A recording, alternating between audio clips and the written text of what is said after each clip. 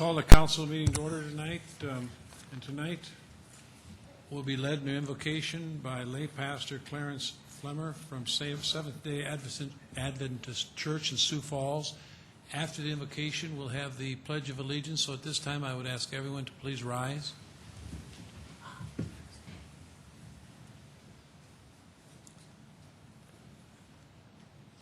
Our Father in heaven, we pause a moment before you.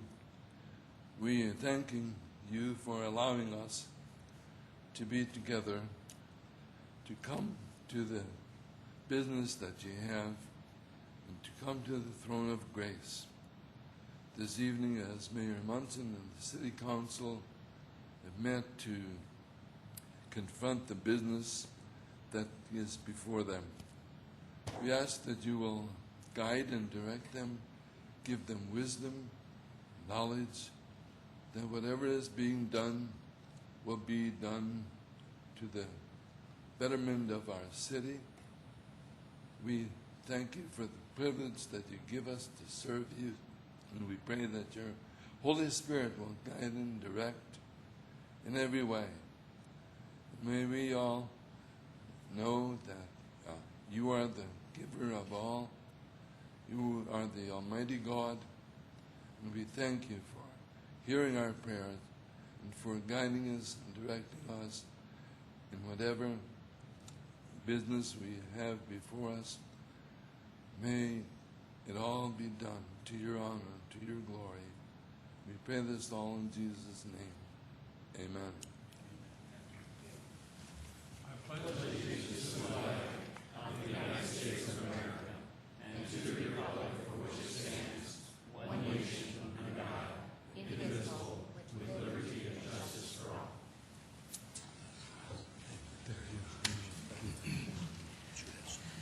Yeah, I'm trying to get this figured out. Delete it.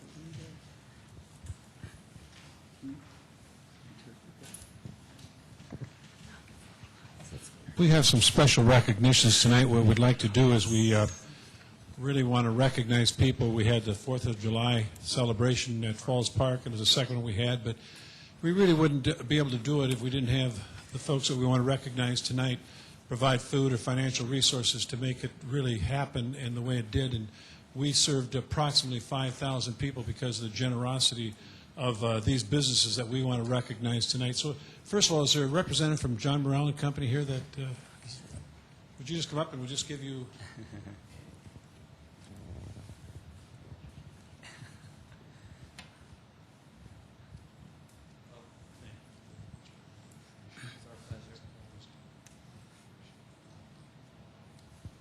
Thank you for John Morrell's. Then is there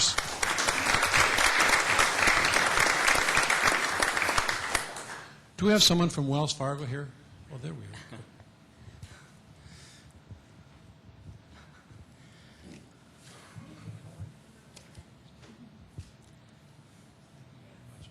And then I know we have someone from Land O'Lakes and Dean Foods, so if they would come up, we would like to recognize your great efforts. And then South Dakota pork producers.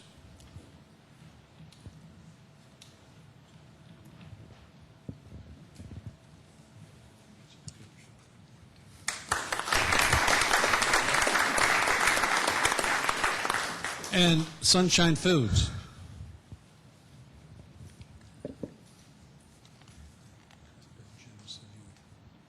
And then the South Dakota Wheat Commission and Novak Sanitation and Dakota Data Shredding was unable to be here, but we want to thank them as well. But we really do want to thank you people for what you did to really help the citizens of Sioux Falls, and appreciate everything you did. Thank you.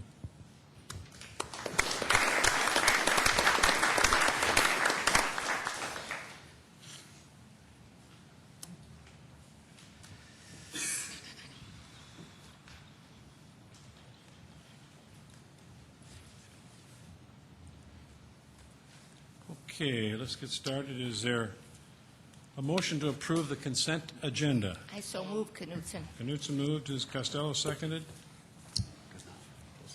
Further comments? See no further comments. All in favor of the motion to approve? I think you take credit. All in favor will vote yes. Those opposed vote no. Yes. Yes. Yes. Yes. Kavanaugh? Yes. Knutson? Yes. Litz? Yes. Staggers? Yes. All members present have voted. The consent agenda has been approved. Is there a motion to approve the regular agenda? Move for approval. Second. Who made the motion? Kavanaugh, okay. Motion been made and seconded to approve the regular agenda. Further comments? Further motions? See no further motions, further comments. All in favor of the motion to approve the regular agenda, vote yes. Those opposed, vote no. Council members Benninga? Yes. Brown? Yes. Costello? Yes. Jamison? Yes. Kavanaugh? Yes. Knutson? Yes. Litz? Yes. Staggers? Yes. All members present have voted. The regular agenda has been approved. Now is the time that we set aside 5 minutes, and we would ask you to stay at the 5-minute mark if you could. Anybody that wishes to address the council on any issue that they would like at this time, and we just ask that when you come up and to the podium, you give your name and then give your address and then your comments. So anybody that wishes to address the council at this time, please come forward.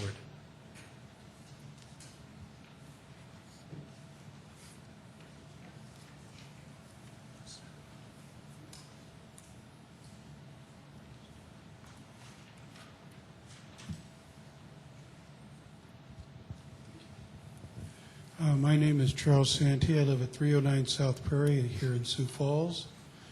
I have a couple questions for the City Council. First is there is rumors of a possible transit strike. I would like to know what contingency plans have been made if there is a strike and when they're going to be released to the public.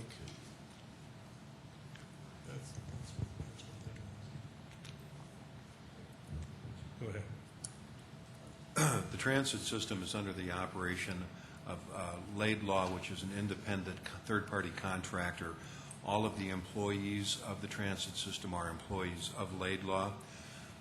The mayor, members of his administration, and some council members have had discussions with Laidlaw. We know that there are contingency plans in place should the unfortunate situation of a strike occur. They would be bringing in drivers and managers from outside the city of Sioux Falls to take over the critical bus routes. Just the critical, or are you going to fully man the bus system, or and how is paratransit going to be affected? You wish me to respond there? The intent would be to have the system fully operational, but that would take some time. The priority routes, and this is my understanding, and I can't speak for Laidlaw, but this is what I've been told, priority will be given to maintaining paratransit first. Okay, I have also have a question about paratransit. I have received a notice that there's the door-to-door service will be discontinued effective October 1st, and curb-to-curb will be instituted. My question is at nursing homes. Do they wheel out patients that use paratransit at the time that paratransit is supposed to arrive and let them sit out there? And if so, who's the responsible party at that point? And likewise for return trips from, say, a doctor's visit, where there is no a real schedule. Will paratransit then drop them right at the curb and take off and leave them to fend for themselves?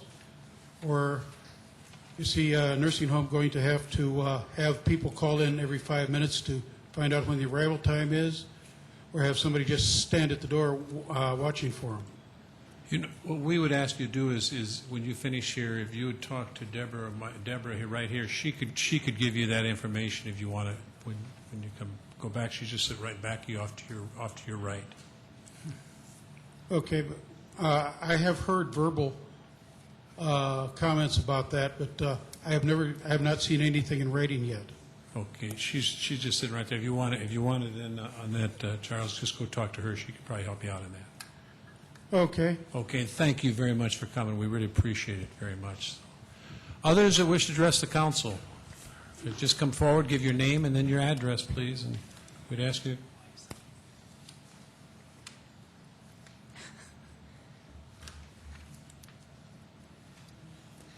Good evening to all the council members. I don't know if I should address this at this point or it's on the agenda. So can I say what I need to say now? On what item On are the you? rezoning number 24. If you would wait until we get to 24, we'd appreciate Okay, that. I just didn't know if... Yeah, no, Okay. that's fine. All right, thank you. Thank you very much for your patience to wait for that. Others that wish to address the council for... Hello, my name is Ann Wilson. My address is 1910 South Fifth Avenue in Sioux Falls. And the issue to which I choose and hope to address to you this evening is that of the Drake Springs Pool and the plans for its refurbishing and redevelopment in the near future. I'd like to begin by thanking the council for your efforts to proceed as the plans for that new pool are proceeding, and especially your openness to the design that will include beautification through horticultural and landscaping surrounding the pool, and thank many of you for your contributions towards that effort. I am concerned, however, regarding the architectural plan that has currently been presented over the design of that pool. It seems to me that that design, as it is currently posed, includes a lot of wonderful areas for children to splash and slide and have a lot of recreational opportunities, but it does not include opportunities for lap swimming. You may notice my hair is sopping wet. That's because I got out of Drake Springs about 20 minutes ago, where I swim almost every day and was there with about, well, tonight the crowd was a little thinner than usual. But there are a number of us who swim either at noon or during the family swim time because of the wonderful 48 meters that are available to us. The current plan is not designed for lap swimming, and that will impede the opportunities of those in the neighborhood to use the pool for solid recreational, healthy activity.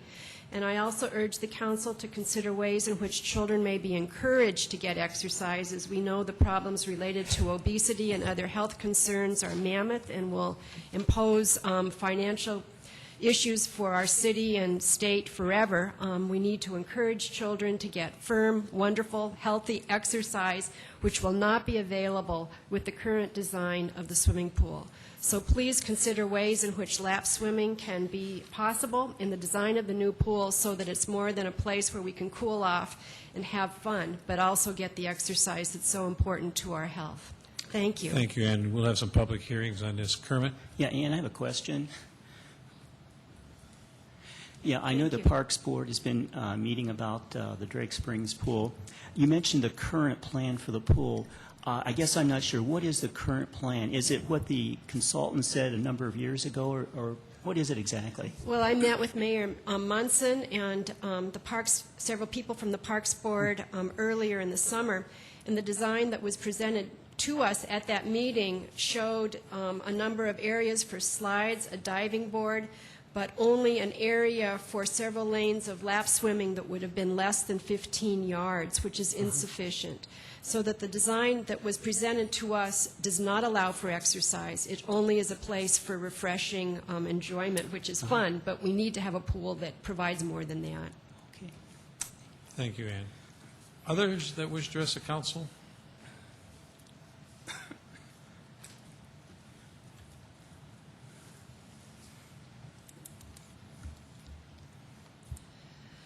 Good evening. My name is Cheryl Rath. I live at 1709 East Fair Lane. Yesterday, I spent 3.5 hours watching the CIP budget hearings in their entirety on CityLink Channel 16. At the July 10th hearing, Eugene Rowenhurst, Director of Finance, gave an overview of the CIP budget. In his presentation, he specifically addressed the quality of life bonds. When Mr. Rowenhurst was asked by Councilor Staggers what the total dollar amount for the quality of life bonds would be, his response was $21 million. He then referred to the written version of the capital improvement plan and listed the three projects and their dollar amounts as follows. 1, renovation and expansion of the main public library, $10.3 million.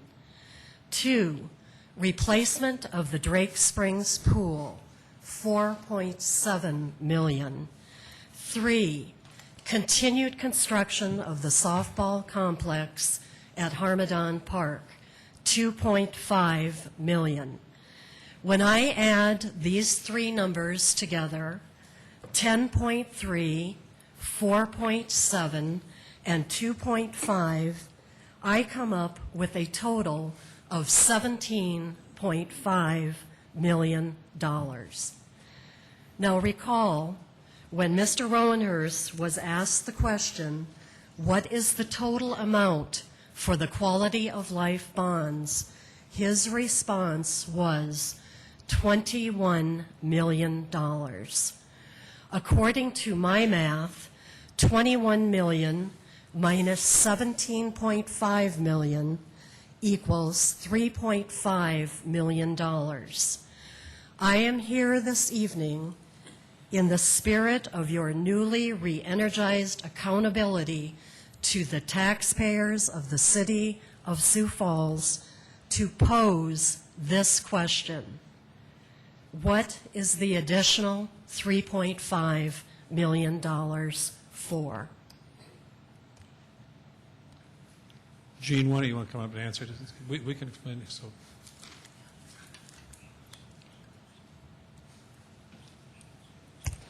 The quality of life bonds is spread over 2 years, and the difference that you're talking about is actually in the 07.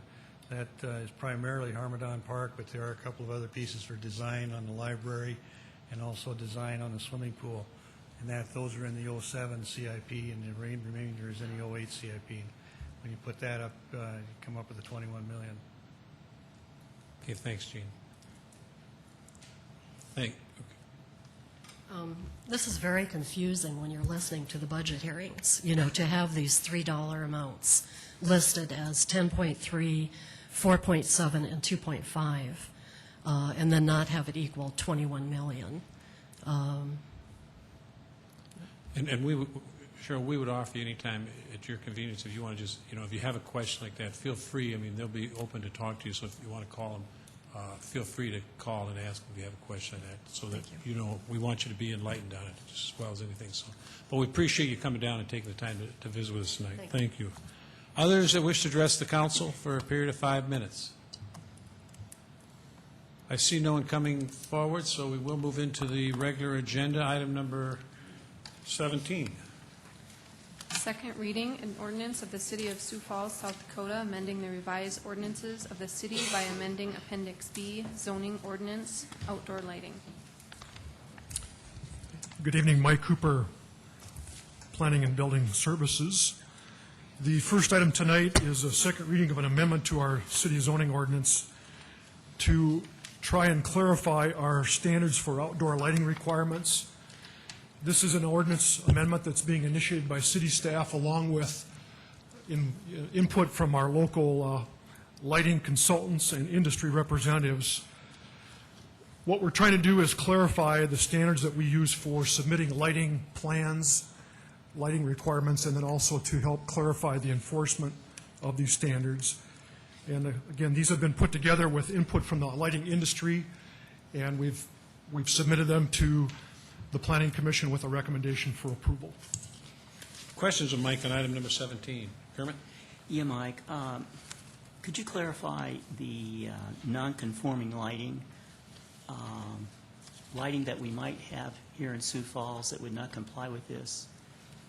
Is that going to be grandfathered in? Yes, that's our grandfather clause. Okay. You know, I'm looking here at the ordinance, and it says September 28th, 2006. I just assume that's deleted, or what's the story on that? That's the last time that we made a significant overhaul of the lighting ordinance. And since we're just clarifying those previous standards, we still want to use that date. Okay.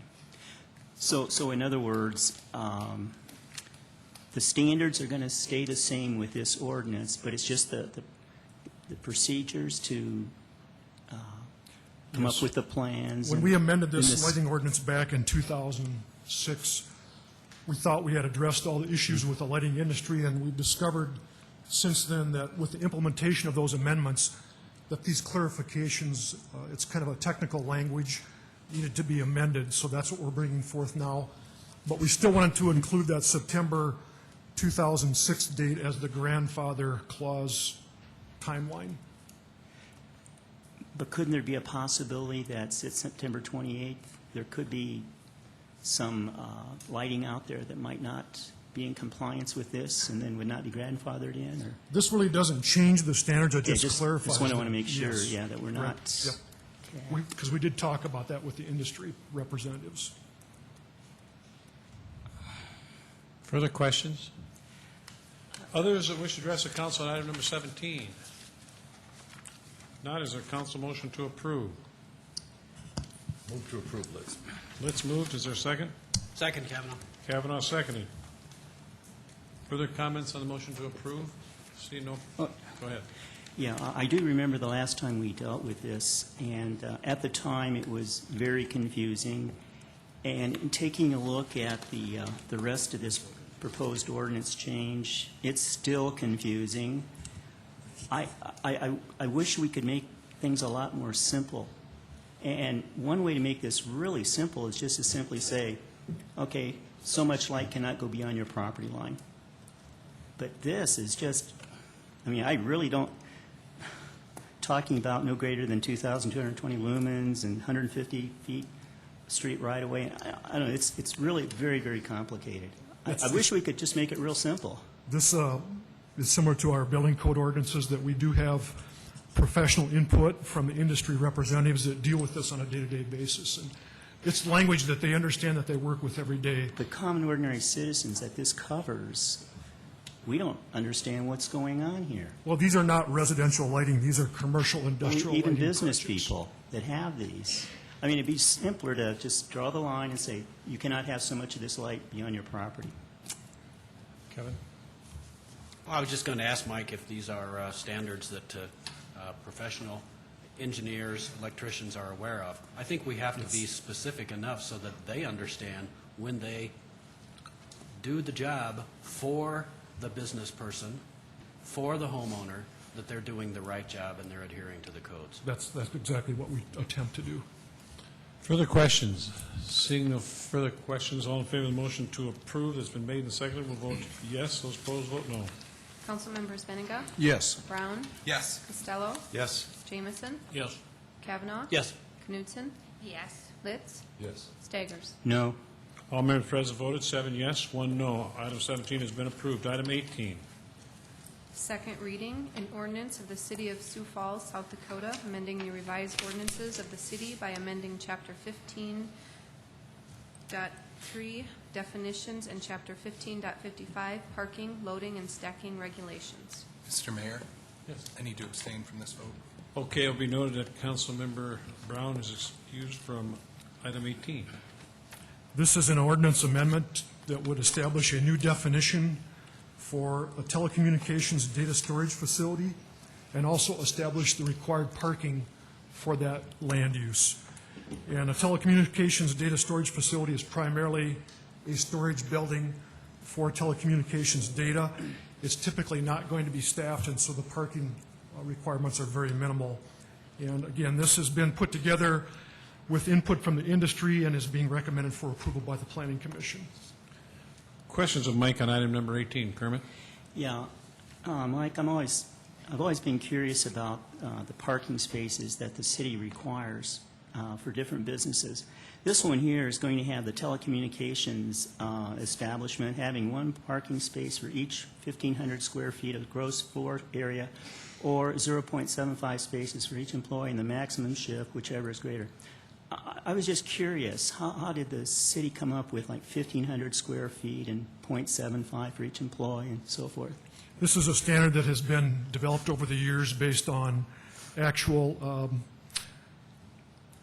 data that we've used, and in this case, this building is not going to be staffed on a full-time basis, but there will be times that people need to go there either to retrieve the data or to do maintenance work.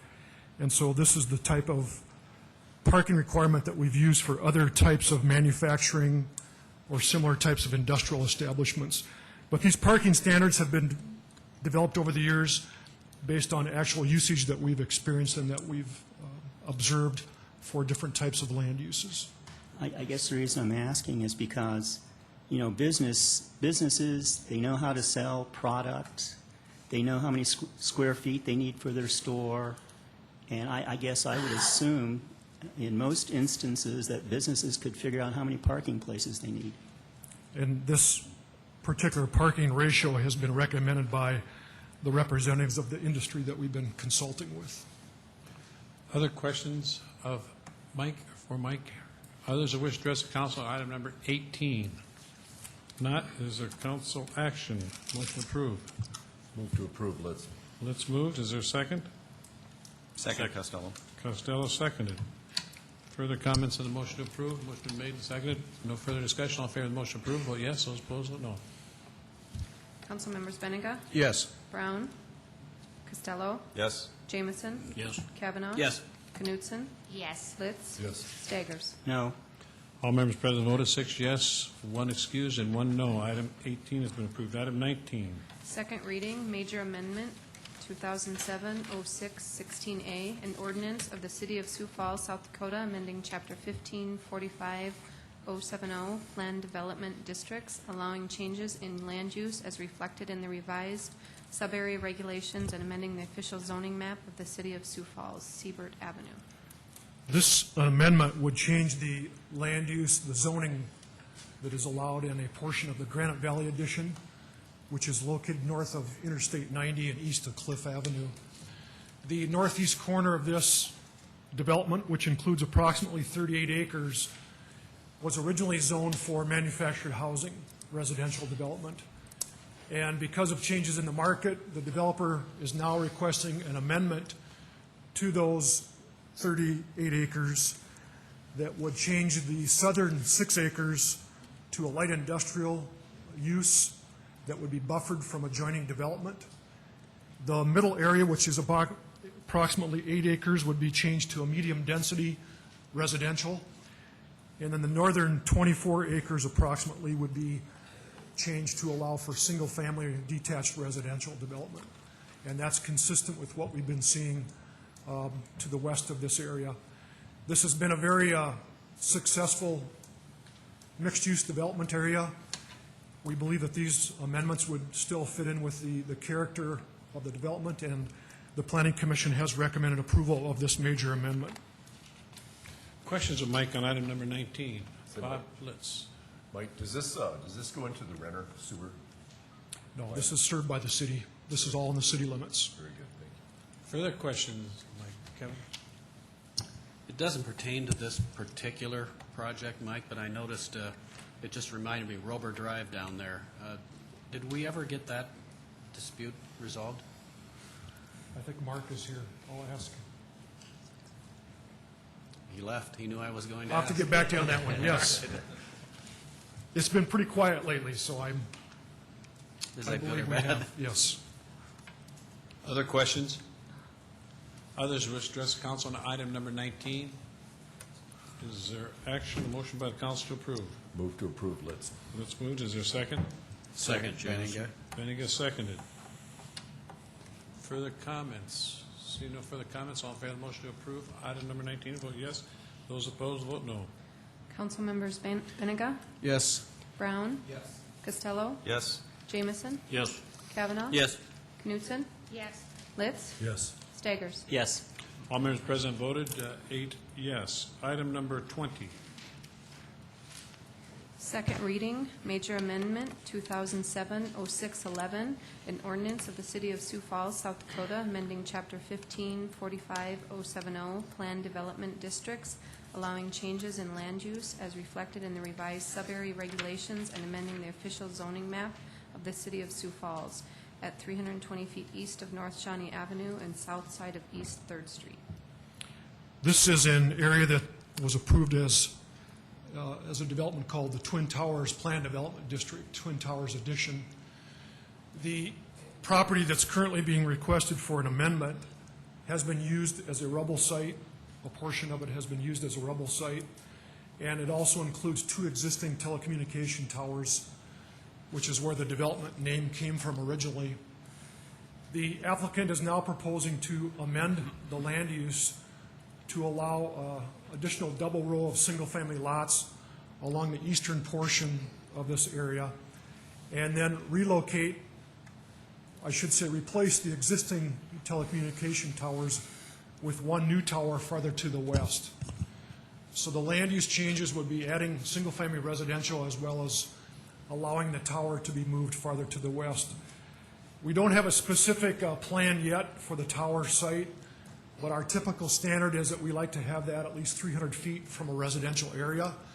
But that depends on the specific design and height of the tower, and we do review those as a separate process that we'll go through. This particular area, we believe, is suitable for this major amendment. The area to the east can be developed into residential, and the remaining portion of the borrow pit has been talked about a possible open space area for the neighborhood, although that at this time has not been is not being submitted as part of the approval process. But we did not have any neighborhood comments on this one, and the Planning Commission has recommended approval of this major amendment. Questions of Mike on item number 20? Vernon? Mike, do you know what telecommunication companies are represented on the towers? On this particular one, I don't have that information yet.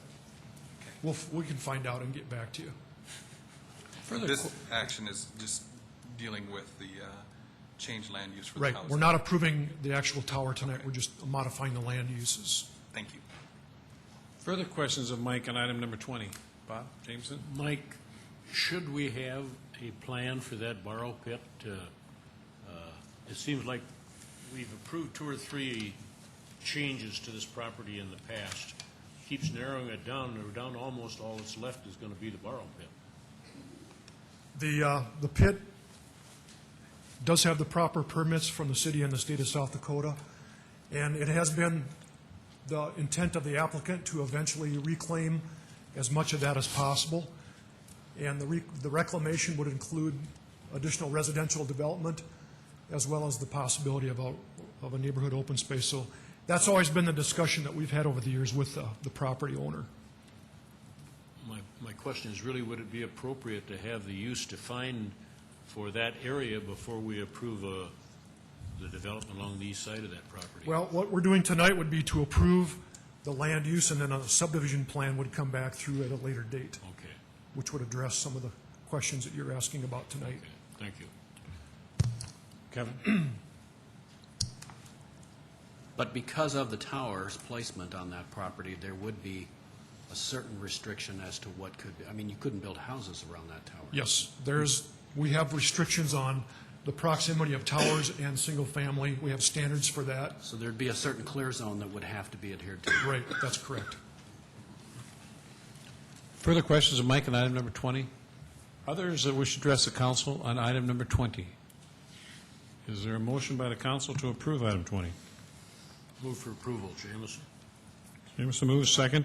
Second, Litz. Let's second. Further comments? Seeing none, all in favor of the motion to approve item number 20 will vote yes. Those opposed will vote no. Councilmembers Benega? Yes. Brown? Yes. Costello? Yes. Jameson? Yes. Kavanaugh? Yes. Knutson? Yes. Litz? Yes. Staggers? Yes. All members present voted 8 yes. Item 20 has been approved. Item 21. Second reading, major amendment, 2007-0613, an ordinance of the City of Sioux Falls, South Dakota, amending Chapter 15, 45070, Planned Development Districts, allowing changes in land use as reflected in the revised sub-area regulations, and amending the official zoning map of the City of Sioux Falls, North Career Avenue and West Cayman Street. This is an area of approximately 4 acres in size. It's part of the Thielen Business Center development. It was originally approved for multifamily residential. Again, because of some changes in the market up in this area, The applicant is now requesting this amendment to allow the property to be developed as office rather than multifamily. And this is being recommended for approval by the Planning Commission. Questions of Mike on item number 21? Others that wish to address the council on item number 21? Is there a motion by the council to approve item 21? Move for approval, Benninga. Second. Bennigan moved, Brown seconded. Actually, Costello. Costello, I'm sorry. Costello seconded, I'm sorry. Costello seconded it. Further comments? See no further comments. All in favor of the motion to approve item number 21, vote yes. Those opposed, vote no. Councilmembers Benninga? Yes. Brown? Yes. Costello? Yes. Jamison? Yes. Kavanaugh? Yes. Knutson? Yes. Litz? Yes. Staggers? Yes. All members present voted. Item 21 has been approved 8-0. Item 22. Second reading, rezone 2007-0618, an ordinance of the City of Sioux Falls, South Dakota, rezoning property at 85th Street and Western Avenue to the Heather Ridge 2 Planned Development District and amending the official zoning map of the City of Sioux Falls. This is a small portion of Heather Ridge 2 Planned Development District, and this rezoning involves 1/10 of an acre of land. And the reason that we're going through this is because of a subdivision platted lot line that was approved that doesn't conform to the zoning boundaries, and that was modified because it's adjacent to a drainage area that we had to make some revisions to. So we're just approving this zoning boundary change so it matches up with the platted lot line. We noted that Councilor Jamison will be excused from item number 22. Are there questions of Mike Vernon? Mike, can you further explain the drainage issue there? Because there have been other drainage issues in those neighborhoods out there, and I want to be assured that that's taken care of in this. Yeah, if we go back to one more, go the other way. One more. Let's go. If you see at the top of this map, when we originally approved the subdivision plan for this development, there was still some final work being done on the drainage channel directly to the east of this.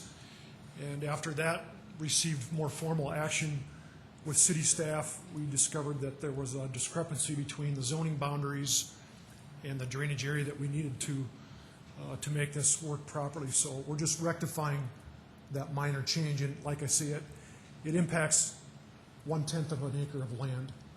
But this property is adjacent to a major drainage way, and that's what we typically would find in areas like this that would provide for the future stormwater runoff through a natural grassed drainage area. And the city would typically take over those drainage areas and maintain those. Further questions of Mike on item number 22? Others that wish to address the council on item number 22? Is there a motion by the council to approve? I so move. Knutson. Knutson moved. Is there a second? Second, Litz. Let's seconded. Further comments? See no further comments. All in favor of the motion to approve item 22 will vote yes. Those opposed, vote no.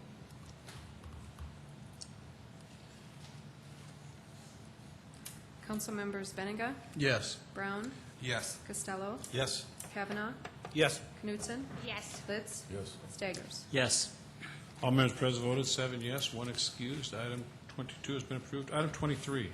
Second reading, rezone 2007-0623, an ordinance of the City of Sioux Falls, South Dakota, rezoning property at 5109 South Cliff Avenue to the Quail Crest Planned Development District and amending the official zoning map of the City of Sioux Falls. This was a petition, or is a petition, to address an existing office building on South Cliff Avenue. The Planning Commission recommended denial of this amendment, and we discovered that the applicant did not properly post this item for tonight's public hearing, so we are requesting a deferral of this item to the August 20th City Council meeting. It will be noted that Councilor Jamison will be excused from item 23, and then you had a motion to I'd like to defer amend it to or August defer 20th. it to the August 20th meeting. Mr. Chairman, I'd move to defer to August 20th. Kavanaugh moved. Is there a second? Benninga. Bennigan seconded. Motion been made and seconded to defer until August 20th. All in favor of that motion will vote yes. Those opposed, vote no. Council members Benninga? Yes. Brown? Yes. Costello? Yes. Kavanaugh? Yes. Knutson? Yes. Litz? Yes. Staggers? Yes. All members present voted, 7 yes, 1 excused. Item 23 has been deferred until August 20th. Item 24. Second reading, rezone 2007-0621, an ordinance of the City of Sioux Falls, South Dakota, rezoning property at 301 South Lake Avenue and amending the official zoning map of the City of Sioux Falls. This is a request to expand the Zomar Automotive Sales business, which is located along West 12th Street. This is an existing single-family residential building that would be rezoned and removed to allow the expansion of the auto sales business with a new structure. The rezoning is only the first step in this process. If this is approved for commercial development, the applicant would still be required to come back through with a conditional use permit, and there would be more of a specific review with the surrounding property owners on screening and other requirements that we typically would have for a land use like this that would be adjacent to residential. The Planning Commission has recommended approval of the rezoning, but again, there would be a conditional use permit requirement as the next step in this process. And I understand that there's somebody that would like to speak to this tonight. Okay, we'll get them. Is there any questions of Mike and this, Kevin? Mike, we tend to see these on our larger commercial streets, 41st, Minnesota, West 12th. Do we have a policy, a general policy that talks about how far we will allow commercial to extend into the residential areas? It varies because of the locations, but we've typically been going approximately 1 block in depth. Along Minnesota Avenue, you've got Spring Avenue, Dakota Avenue. I say typically because it can vary depending on the circumstances. And that's why as we review these kind of requests, we are cognizant of what impact it's going to have on traffic, on the visibility, the lighting, all those things. And again, that's why in most cases they have to go through a conditional use permit hearing so that we can review those kind of concerns. But what we found on 12th Street and on Minnesota Avenue is that in most cases that depth is approximately 1 block in size, and this would be within that 1 block area. Further questions of Mike on item number 24? Are there others that wish to address the council on item number 24?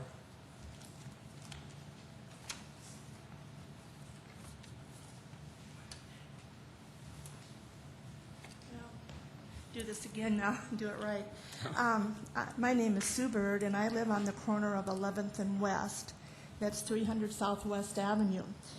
And when we didn't hear anything about this until it was posted on the property of 301 South Lake.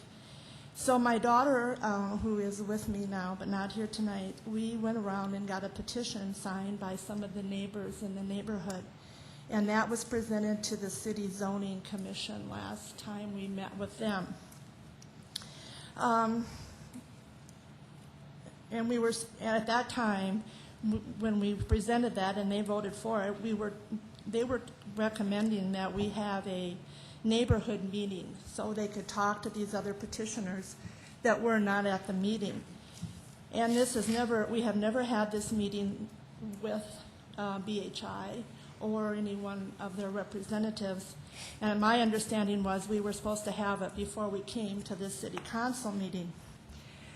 Some of the concerns that we have is that it's going to bring more traffic to the side street by my home.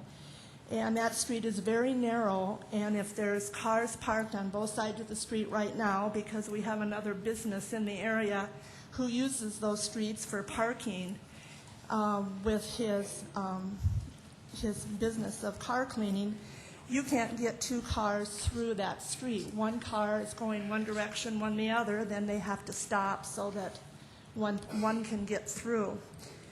And that's always been kind of a concern, especially in the winter with all the snow. We're also concerned about the noise, because right now Zomer's is up on the corner of 12th and Lake, and when I go to bed, I can hear There's a lot of car alarms that go off up there at night. There's some lighting that are some issues up there. They make deliveries to that car lot at night.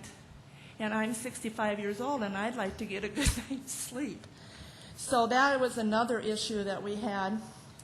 Also the traffic. And we also had concerns about the snow removal. I mean, where are they going to put the snow when they remove it from this new parking or this new facility? And also an issue in this picture up here is the alley. This alley is city-owned, to my understanding, and it gets used by Zomers for his people to come up to the car lot. It gets used by the other business there, Lickety Split, when he does his car detailing. So it makes it very hazardous, especially when I have 3 great-grandchildren and don't like them playing. They don't play in that area, but we certainly do keep them away from that area. And like I said, that is a city-maintained alley. Some people in our neighborhood don't believe that, but it is owned by the city. So that causes another issue. The other issue that we heard rumor about, that you were going to close Lake Avenue on the corner of 301 South Lake by Bob's Drive-In there on 12th Street, that you were going to close off that Lake Avenue. And we haven't heard anything more about that either. And then, like I said, we have another business in the neighborhood, and the traffic there and the parking is very congested when he uses those both sides of the street. Is this going to happen if you rezone this, and Zomer's going to have the same issue? And all this came about when 12th Street was widened and the state bought out some of his property. He sold one of his entrances to his business and got some pretty good money for it, I understand. And so now he's pursuing this other interest of buying Mr. Gertis's home. And I understand that we need to have progress in this city, but I have lived in this city all my life. And this is my home, and I live here 24/7. And these people that have these businesses in this neighborhood and want to make them bigger, they're just there during the day, and they have business hours. But the cars and the other issues are always there. I have talked to Jay Hemrick at the city here, and he has tried to help me to get that property cleaned up that's next door to me. And I just don't want that neighborhood. It's not the nicest neighborhood anyway right now, but it's home for me, to not have all those things that it appears to be in the cities. Mayor Munson has tried to get the city to clean up the areas, and they need to look at this area very definitely to try to get it to be cleaned up and look like a neighborhood.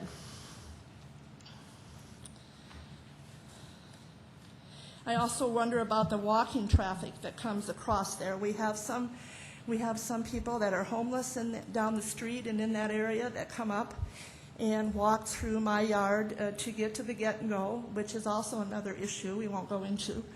And I just wonder how much traffic that's going to bring.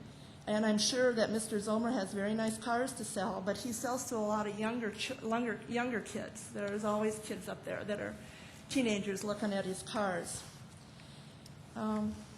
And if this does pass, I want to make sure that we have input as a homeowner in that area, and the other neighbors in the neighborhood have input, that we have a fence or we have foliage or we have something so that we don't have to look at this every night. I mean, we have the lights and, like I said, the noise and all those issues. So I hope that we could have a meeting with the neighborhood, which we haven't had, and I hope that we can have some input, if it is passed tonight, to make this as nice a transition as possible, and that we have some, make it look better in the whole neighborhood. Just a clarification, ma'am. Did you say there was a neighborhood meeting, or there was There was not. And BHI said they would have one. And my understanding was, I could be wrong, Vernon, that they were supposed to have it prior to this meeting so that those other people could come and speak if they wanted to. Mike, could you address that?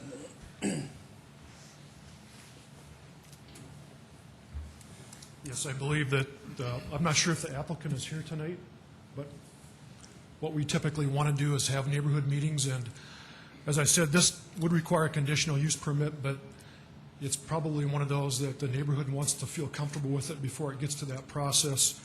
And I didn't mention this, but the applicant is also indicating that they are interested in submitting a petition to vacate a portion of Lake Avenue, so that would be another reason to have some meetings with the neighboring property owners to address that as well. I see Mr. Gerald. Mike, can you tell me what the parking restrictions are around on the residential streets around this lady's home and around the businesses? She indicated that there's cars parked there pretty constantly, and if it's a residential street, is there some restrictions? I don't know that it's posted as far as limited parking during the daytime. I can tell you that a lot of car lots that we have around town, we get complaints of parking during the daytime of employees or other people that go there. So I don't know for sure if this is posted or not as far as limited parking during the day. Would that be something that we should know before we go into this thing? Obviously, that would be something that we would want to review before the actual car lot would be approved on this expanded area.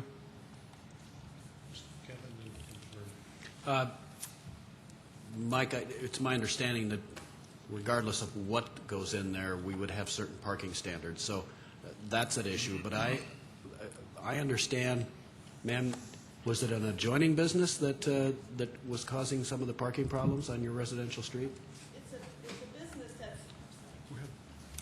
It's a business that fronts on 12th Street. Okay. But so it's not this applicant, it's another business. Right.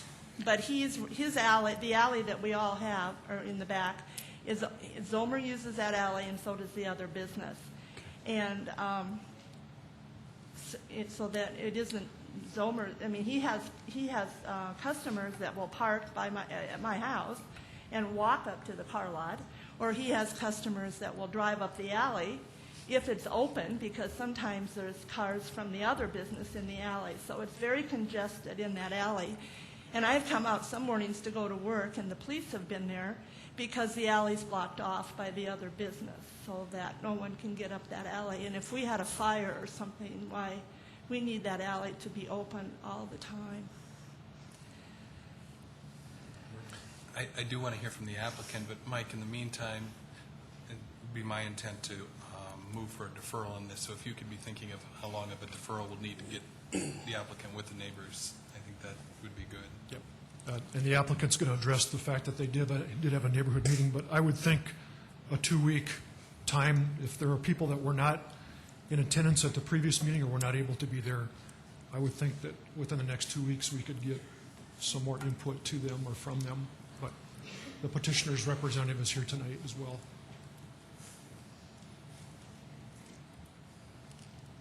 My name is Kevin Hustler. I'm with BHI Construction, Highway 115, Harrisburg. Going back to the neighborhood meeting, I sent out a letter to every resident, every homeowner within 300 feet of the property. The only person that did want to have the meeting was Pam herself. Nobody else wanted to meet with me.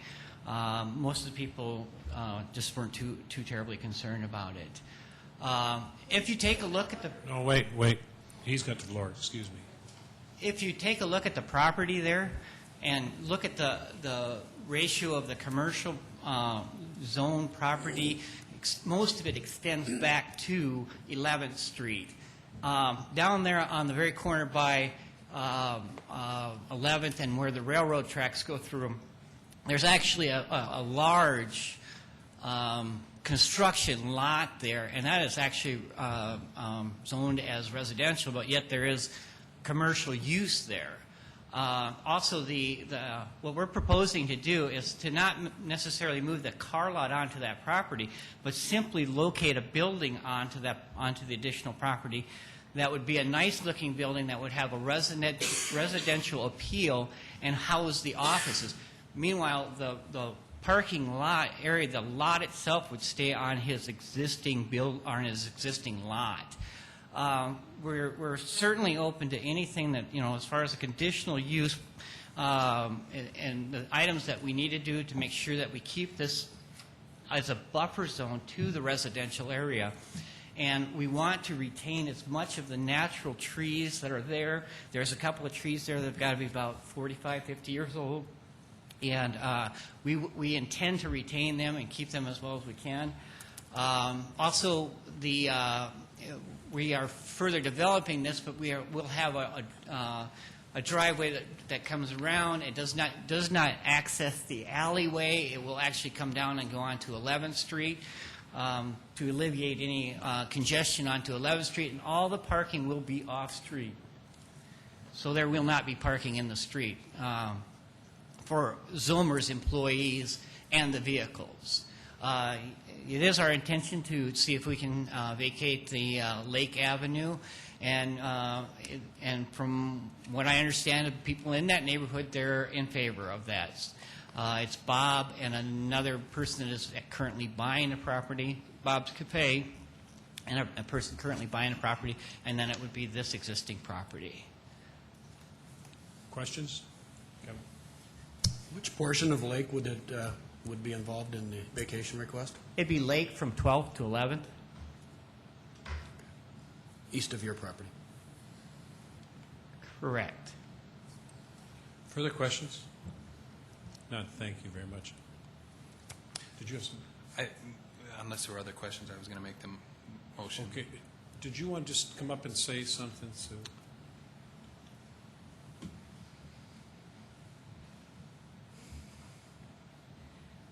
I'd like to ask Kevin, did he send a letter out after the meeting we had with the Planning Commission? Or is he talking about a letter prior to that meeting, of which we never received until we made the phone call and saw the sign on the property that they were going to rezone?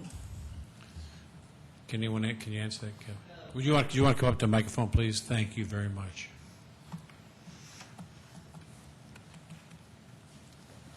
The letter was sent out on the day that I posted the signs.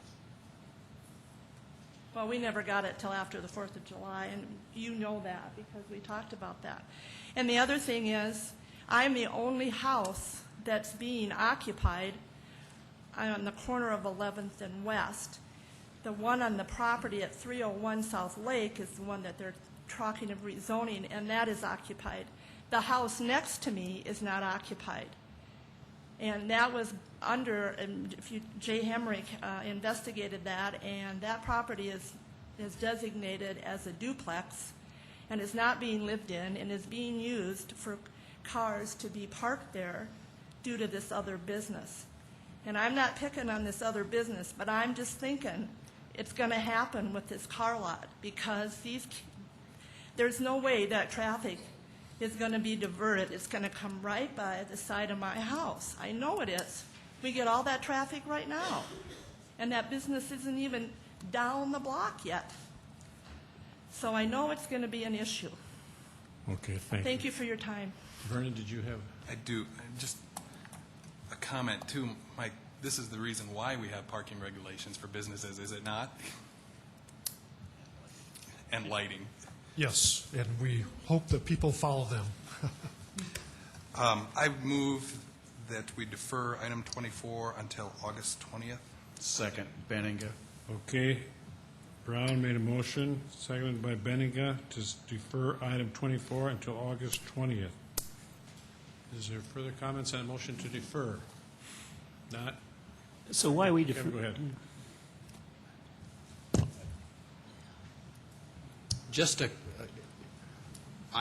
At this point, I'm satisfied that the applicant is intending to provide sufficient off-street parking for his business and his employees. I think while we are dealing with this particular applicant, we should be talking about the other businesses. If there are complaints to be lodged against other businesses and their off-street parking, we should be listening to those as well. Right, and that would be our intent, is to review the whole neighborhood situation. Good. Prior to the 20th. Okay, we've got a motion made by Brown, seconded by Benninga, to defer item 24 until August 20th. Further comments? I guess I still do have a question as to, is the intent to defer mostly to have another meeting or what?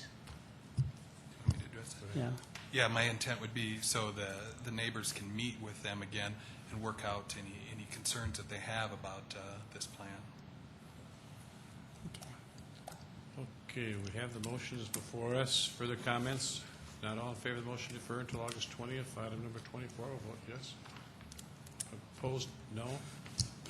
Councilmembers Benega? Yes. Brown? Yes. Costello? Yes. Jamison? Yes. Kavanaugh? Yes. Knutson? Yes. Litz? Pass. Staggers? Yes. Litz? Yes. All members present voted. Item 24 has been deferred till August 20th. Item 25.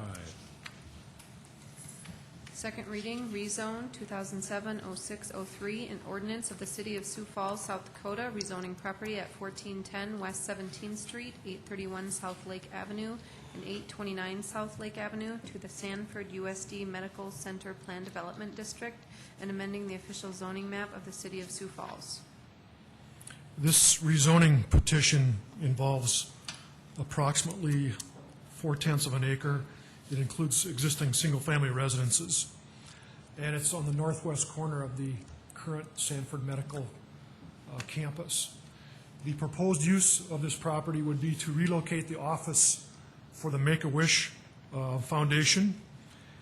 And as the Planning Commission discussed this rezoning request, they felt that it would be more appropriate at this time to rezone it to just office rather than making it a portion of the Sanford Plan Development Zoning District. And I believe the Make-A-Wish Foundation is okay with that as well. So the recommendation by the Planning Commission is to approve this to an office zone. Questions of Mike on item number 25? Others who wish to address the council on item number 25? Is there a motion by the council to approve it? Move to approve Brown. Brown Second, moves. Is there a Jamison. second? Second. Jamison seconded. Further comments, motion to, Do we need an amendment for that, or is it published as office? I have it both ways, just because I didn't know, I knew that. Mayor, if I could, I think just to clarify the intent, if we could get an amendment to rezone this to office zoning, just to make sure that we've got the correct intent. Mr. Chairman, I would move to amend the motion to change the zoning from Plan Development District to office. Second, Costello. okay. And second, Costello, seconded. Substitute motion to amend item 25. Everybody understood that motion to amend? All in favor of that motion will vote yes. Those opposed, vote no. It'll be noted that Councilor Litz has been excused from voting on item 25, so we've got substitute motion. Go ahead. Councilmembers Benega? Yes. Brown? Yes. Costello? Yes. Jamison? Yes. Kavanaugh? Yes. Knutson? Yes. Staggers? Yes. All members present voted that motion is approved. 7 yes, 1 excused. Now we're back to the main motion to approve as amended. And we got the motion made by Brown, seconded by Jameson. All in favor of the motion to approve as amended will vote yes. Those opposed vote no. Councilmembers Benega? Yes. Brown? Yes. Costello? Yes. Jamison? Yes. Kavanaugh? Yes. Knutson? Yes. Staggers? Yes. All members present voted item 25 has been approved. 7 yes, 1 excused as amended. They left. We had Boy Scout Troop 150 from East Side Lutheran Church here, and then we have a scout member from Troop 152 from Zion Lutheran is here tonight. So we'd just like to welcome you here tonight, and thank you for coming down. Item 26. First reading, an ordinance of the City of Sioux Falls, South Dakota, providing supplemental appropriations, health, $28,446, plan and building services, $150,000, library, $50,000, park and recreation, $749,400, public works engineering, $109,125, public works storm drainage, $7,625. Gene Roanhorse, Director of Finance. This is the first reading of an ordinance to supplement the CIP program for 07 for some miscellaneous items. This was discussed at the informational meeting last week, and I believe you have documentation for it, and we also have directors present that, if need be, could answer any questions this evening. Questions of Gene on item 26. Kermit? Yeah, once again, on the facade easement, the additional $100,000, how much are we spending this year already on it? I think I'll let Mr. Cooper talk to Okay. that.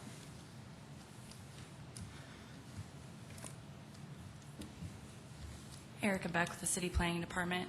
This year we had budgeted to $150,000, and that's what we were planning on spending, and we are actually requesting a supplement of an additional $100,000. So that's a total of $250,000? Correct, 250.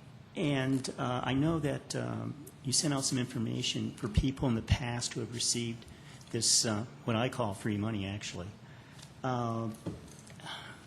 Who's going to be getting this additional, who's going to be getting the money this year, the $250,000?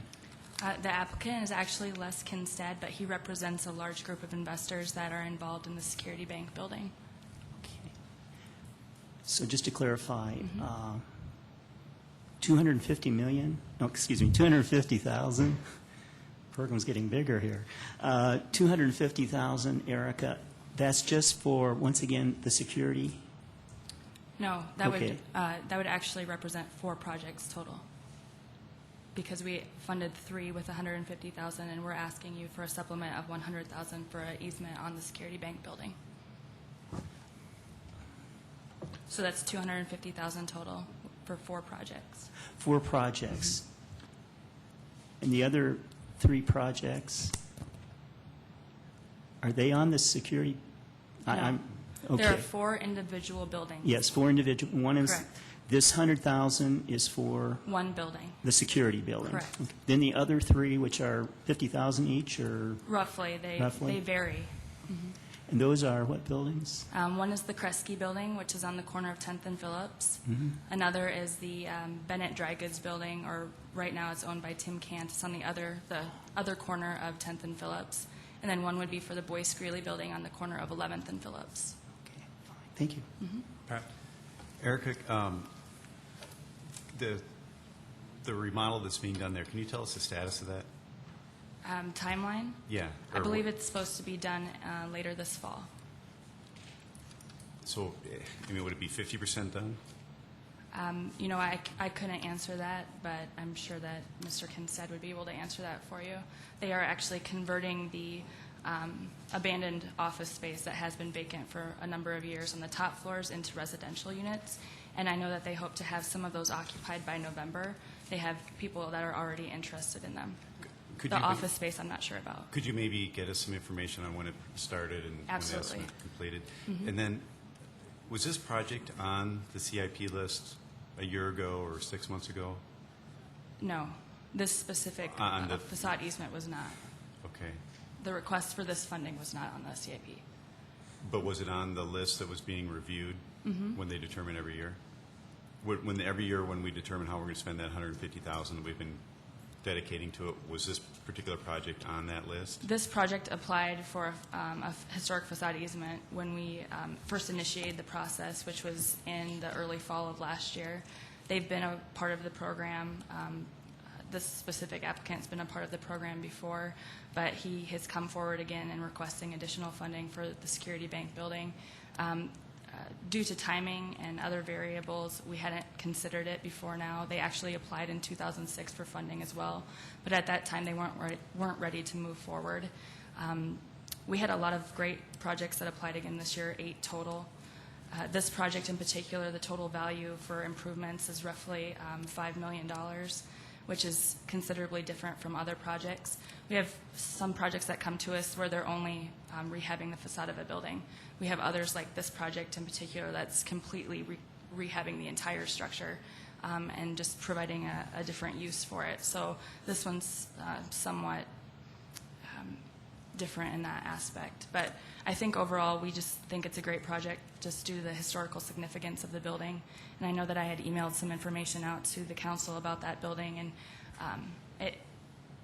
the facade, we just don't want anything to happen to that. That's one of the great things about the facade easement program, is that it ensures that the city has an easement on the facade indefinitely meaning that no one can go and apply stucco to that facade at any time. They're not just going to replace the windows with anything that they want. They have to come to the Board of Preservation first and ensure that they're historically accurate, which that's not something that was done in the past, because during the 70s, storm windows were actually applied to that facade, and once those are removed and the windows are rehabbed, it'll be a lot better looking and it'll look like it did originally, which that's the purpose of this program. I guess I'm still a little unclear. I'm just wondering about the very next project that we would have funded had we had more money when we were determining who got the money this time around. And aren't they the project that would be most deserving versus adding this one in after the fact? I'm not sure what you mean by the very next project, because I guess this was high on our priority list. All of the projects that we received as applications this year were eligible projects for the program. This was high on the priority list, just, we didn't know the exact timing of it. And obviously there were a lot of projects that we tried to spread the money out as best as we could. Therefore, we were able to fund 3 projects with that initial $150,000. This project in particular, the eligible costs for the facade alone are over $120,000, but our maximum that we allow through this program is $100,000, and that's what we're asking for. I know you've provided that list to us in the past. Would you email that to me again? Absolutely. Vernon? Erica, just for the benefit of the public too, can you explain more clearly that it's not giving money away? The city gets something from this. Can you explain that? Right. I guess I wouldn't refer to it as giving money away. It's not a regular grant. In a grant process, the applicant receives funding, and usually, if there are strings attached, they're timely. They're like 5 years or 8 years long. This the city owns the facade. Right. This is an actual easement that we're purchasing on the facade of this structure. We will own it indefinitely, meaning that the property owner, no matter who they are, if the building gets sold, they have to report to the Board of Preservation in the city when they want to do anything to that facade. And there are a finite number of buildings in the city left that have a historic facade, correct? Correct. How many more properties do we have? What I'm trying to get at is this is a program that will end in the not-too-distant future, correct? Because right. there are a finite number of buildings that would qualify. I'm working on a map right now, a list of projects that we already have completed within the downtown area that are part of the facade easement program, as well as projects or buildings that could be a part of it in the future. But as you know, you might be driving along a street in downtown Sioux Falls, and there might be a building there covered in stucco that has a magnificent facade left underneath of it that is historic. And that was shown and illustrated at 311 East 8th Street with the John Tuthill Lumber Company building, where they took the orange stucco off, they removed that, and underneath is just this brick facade that's still historically intact. So there are buildings out there that you might not think are necessarily historic, but really they are. And those are things that should be valued and treasured in Sioux Falls. I mean, there are a lot of cities left where their downtowns are only surface parking lots. We really should value the buildings that we have left in Sioux Falls. Thank you, Erica. Further questions, Kermit, then Dee. Yeah, Erica, you mentioned that this is where the city is buying these facades, and we're spending taxpayer money for this. So, some of my money is going for it, some of your money is going for it, and so forth. Has there actually ever been a thought given to getting rid of this program and then giving property tax incentives for people or businesses that maintain a facade? I don't know that we've ever considered that before. Because I think that's something we should consider instead of using taxpayers' money for this to allow the businesses or individuals who own these businesses to get a tax break. I think one of the things that should be pointed out is that the increase in assessed valuation that occurs as a result of this project and the overall building rehab significantly increases. For instance, the property on North Main Avenue used to be the Standard Oil Company garage. It's now occupied by Group 2 Architects, was a part of this program. From the year before project completion until after project completion, the increase in assessed valuation rose by 159%. To me, that's a dramatic increase, as well as the synergy that it created within the surrounding properties. It's just dramatic what it can do for the community. Not only that, but it promotes historic tourism in Sioux Falls and South Dakota, which is a growing industry in the nation. When many people come or go on vacation, they want to go to someplace historic. It creates a unique environment for people. They want to come downtown Sioux Falls because it's different than 41st Street and Minnesota Avenue. And without restoring those facades, we wouldn't have that unique atmosphere to provide those people. Dee? I don't have a question, but just a comment, since I know it's just the first reading, but I'm a real strong believer in the facade easement program, I think, as all of you know. But on our city website, under the planning department, there's really a nice section about the facade easement so far, and they're not all shown there, but several of them are, as far as the before and the after look, and then the assessed value before and after, and that just might be interesting for you to just review, and also for the listening public. I'm sharing that. And I'm very pleased that a tiny, tiny, tiny portion of my taxes go for the facade easement program. Yeah. Kevin? I'm looking at the memo talking about, I see two new projects here. One of them is the Community Foundation donation for the trailhead at Elman Park. The other one is a $50,000 new project, North Phillips Avenue Visual Art. I had an occasion to talk with some people on the CIP committee, and it's like, okay, throughout the year, they go through projects, they rank them. Some of them don't make the cut. They're all legitimate, fine projects that deserve to be funded, but we don't have enough money. Now that we have money, how do we justify creating new projects? Why don't we go back to the CIP committee and say, find me a project that we can resurrect, that's already been through the process? Well, we did take this project and the project description before the CIP committee, and they did not have any questions for me at that time.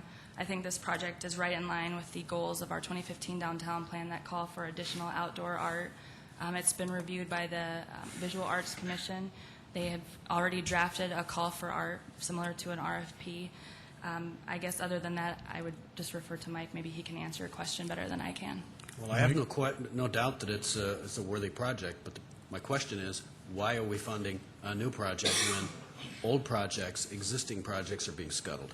When we presented to you the Phase 1 sale of land for Uptown at Falls Park, we provided you with a list of potential projects that we thought could utilize the revenue that we would get for the sale of that first phase of land area. And the two projects that are being discussed tonight are part of that process, that we thought we're going to be selling a piece of land downtown for $500,000, the first portion of that anyway. Could we take some of that revenue and put it back into a couple of downtown projects? And that's what we're recommending to you with this CIP amendment. And so those did go to the CIP committee as two new projects, but the rationale, at least at the staff level, was that we do have additional revenue from the downtown sale of land, and we'd like to use a portion of that, $150,000, for these two projects. And the balance of it would go back into the general sales tax fund that could be used for other I was just going to ask projects. If we're keeping track of that $500,000, we're spending $150,000 here. Where's the other $350 go? The other $350 would just go into the sales tax fund and could be reprogrammed for whatever requests come in the future. I would like to suggest that, as a policy, we use that, we take that $350,000 back to the CIP committee and say, find some projects that we have already identified as necessary projects and fund them. Further questions on item number 26? Mr. Mayor, the one thing I would like to point out that there will be next week, if the council sets the agenda for next week, to amend the resolution and the ordinance to take care of the purchase of land with the library improvement and the right-of-way on an alley. Okay. Are there other questions of item 26? Not. We're going to move to item number 27. First reading, an ordinance of the City of Sioux Falls, South Dakota, providing supplemental appropriations to fund the Drake Springs Pool election expense. City Council, $11,200. Deborah Owens, City Clerk. Agenda item number 27 is a request to cover the unanticipated expenses incurred from the Drake Springs Pool election. The total cost of the election was $22,000 approximately. However, the costs of the May 15th election are split between the school district and the city. This ordinance seeks to cover the one half of the election expenses, which are around $11,200. An itemized expense breakouts are at your desks. Questions of Deborah on item 27? Thank you very much, Deborah. Wait, excuse me, Deborah. Kermit? Yeah, Deb, it's not so much about the appropriation, but is the school district going to be doing this in the future? In other words, was the saving great enough for them to do this in the future? Well, on school district years, it works really well for them because the voter turnout is so low. The difficulty with having it in a city election year is we have the primary and the general. And so there's the question of not only, can we even accommodate voter turnout, and we couldn't with the current plan that was used with the 19 precincts with the city election turnout. But also it's kind of coupled with the fact that you could have different polling places in the same year, and that's pretty confusing, we think, for the voters. So probably not. Thank you, Deborah. Is there a motion to set the hearing date for items 26 and 27 for August 13th? I so move. Knutson. Knutson moves. Is there a second? Second, Litz. Let's second it. Motion has been made. The second set the hearing date for items 26 and 27 for August 13th. All in favor of that motion will vote yes. Those opposed vote no. Council members Benega? Yes. Brown? Yes. Costello? Yes. Jamison? Yes. Kavanaugh? Yes. Knutson? Yes. Litz? Yes. Staggers? Yes. Hearing date has been set for items 26 and 27 for August 13th, 8-0. Item 28. First reading, an ordinance of the City of Sioux Falls amending the revised ordinances of the city by revising the text pertaining to zoning and building permits and general provisions.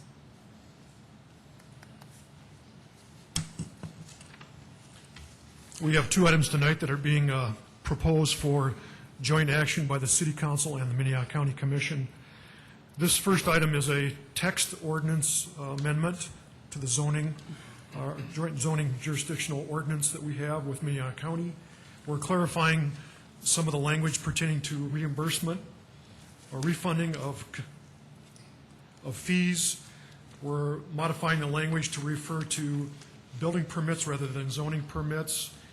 And we're clarifying the time frame for work under which permit has to commence from 1 year to 180 days. And these are all being recommended by not only city and county staff, but also the Joint Planning Commission. Questions of Mike on item number 28. Let's go to 29. First reading, an ordinance of the City of Sioux Falls, South Dakota, amending the Code of Ordinances of said city by rezoning property at 1/4 mile north of Sioux Falls Airport from the A1 Agricultural District to the I1 Light Industrial District. This property is approximately 32 acres located north of the airport on the north side of 60th Street. This is an item that was previously considered by the City Council in Minnehaha County as a I2 heavy industrial zoning request. And both the council and the county commission referred this back to the City Planning Commission and County Planning Commission with a modified request. And the modified request is now coming back as a light industrial zoning change. And there was discussion about one potential use on this property would be the state steel.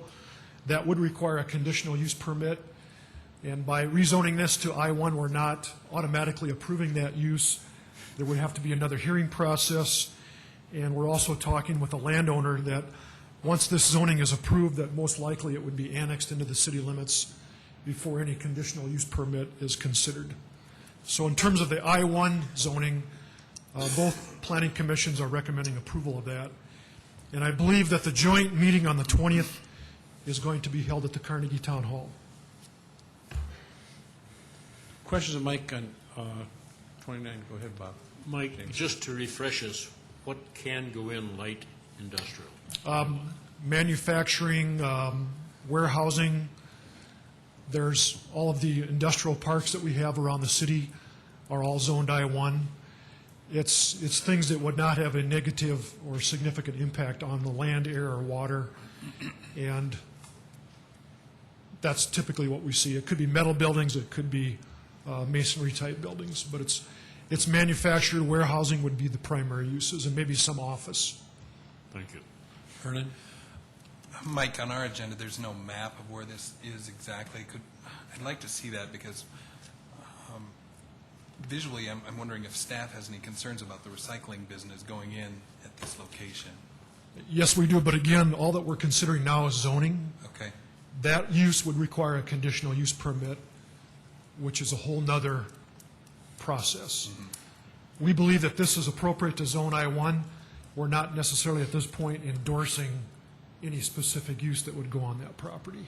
That'll come in the conditional Yes. use. Thank you. Bob Litz? Mike, was this in a flood zone? No, it's bounded on the east side by railroad tracks, which protects it, but it is within the water source protection overlay district, or a portion of it is. Further questions of Mike on item number 29? Not. Is there a motion to set the hearing date for August 20th at the joint city and Minnehaha County meeting for items 28, 29? So moved, Litz. Let's move. Is there a second? Second, Benninger. Benninger seconded. All in favor of the motion to set the hearing date for the joint meeting for August 20th for item 28, 29? Vote yes. Those opposed, vote no. Councilmembers Benega? Yes. Brown? Yes. Costello? Yes. Jameson? Yes. Kavanaugh? Yes. Knutson? Yes. Litz? Yes. Staggers? Yes. All members present voted. The joint city Minnehaha County meeting for August 20th has items 28, 29. Item 30.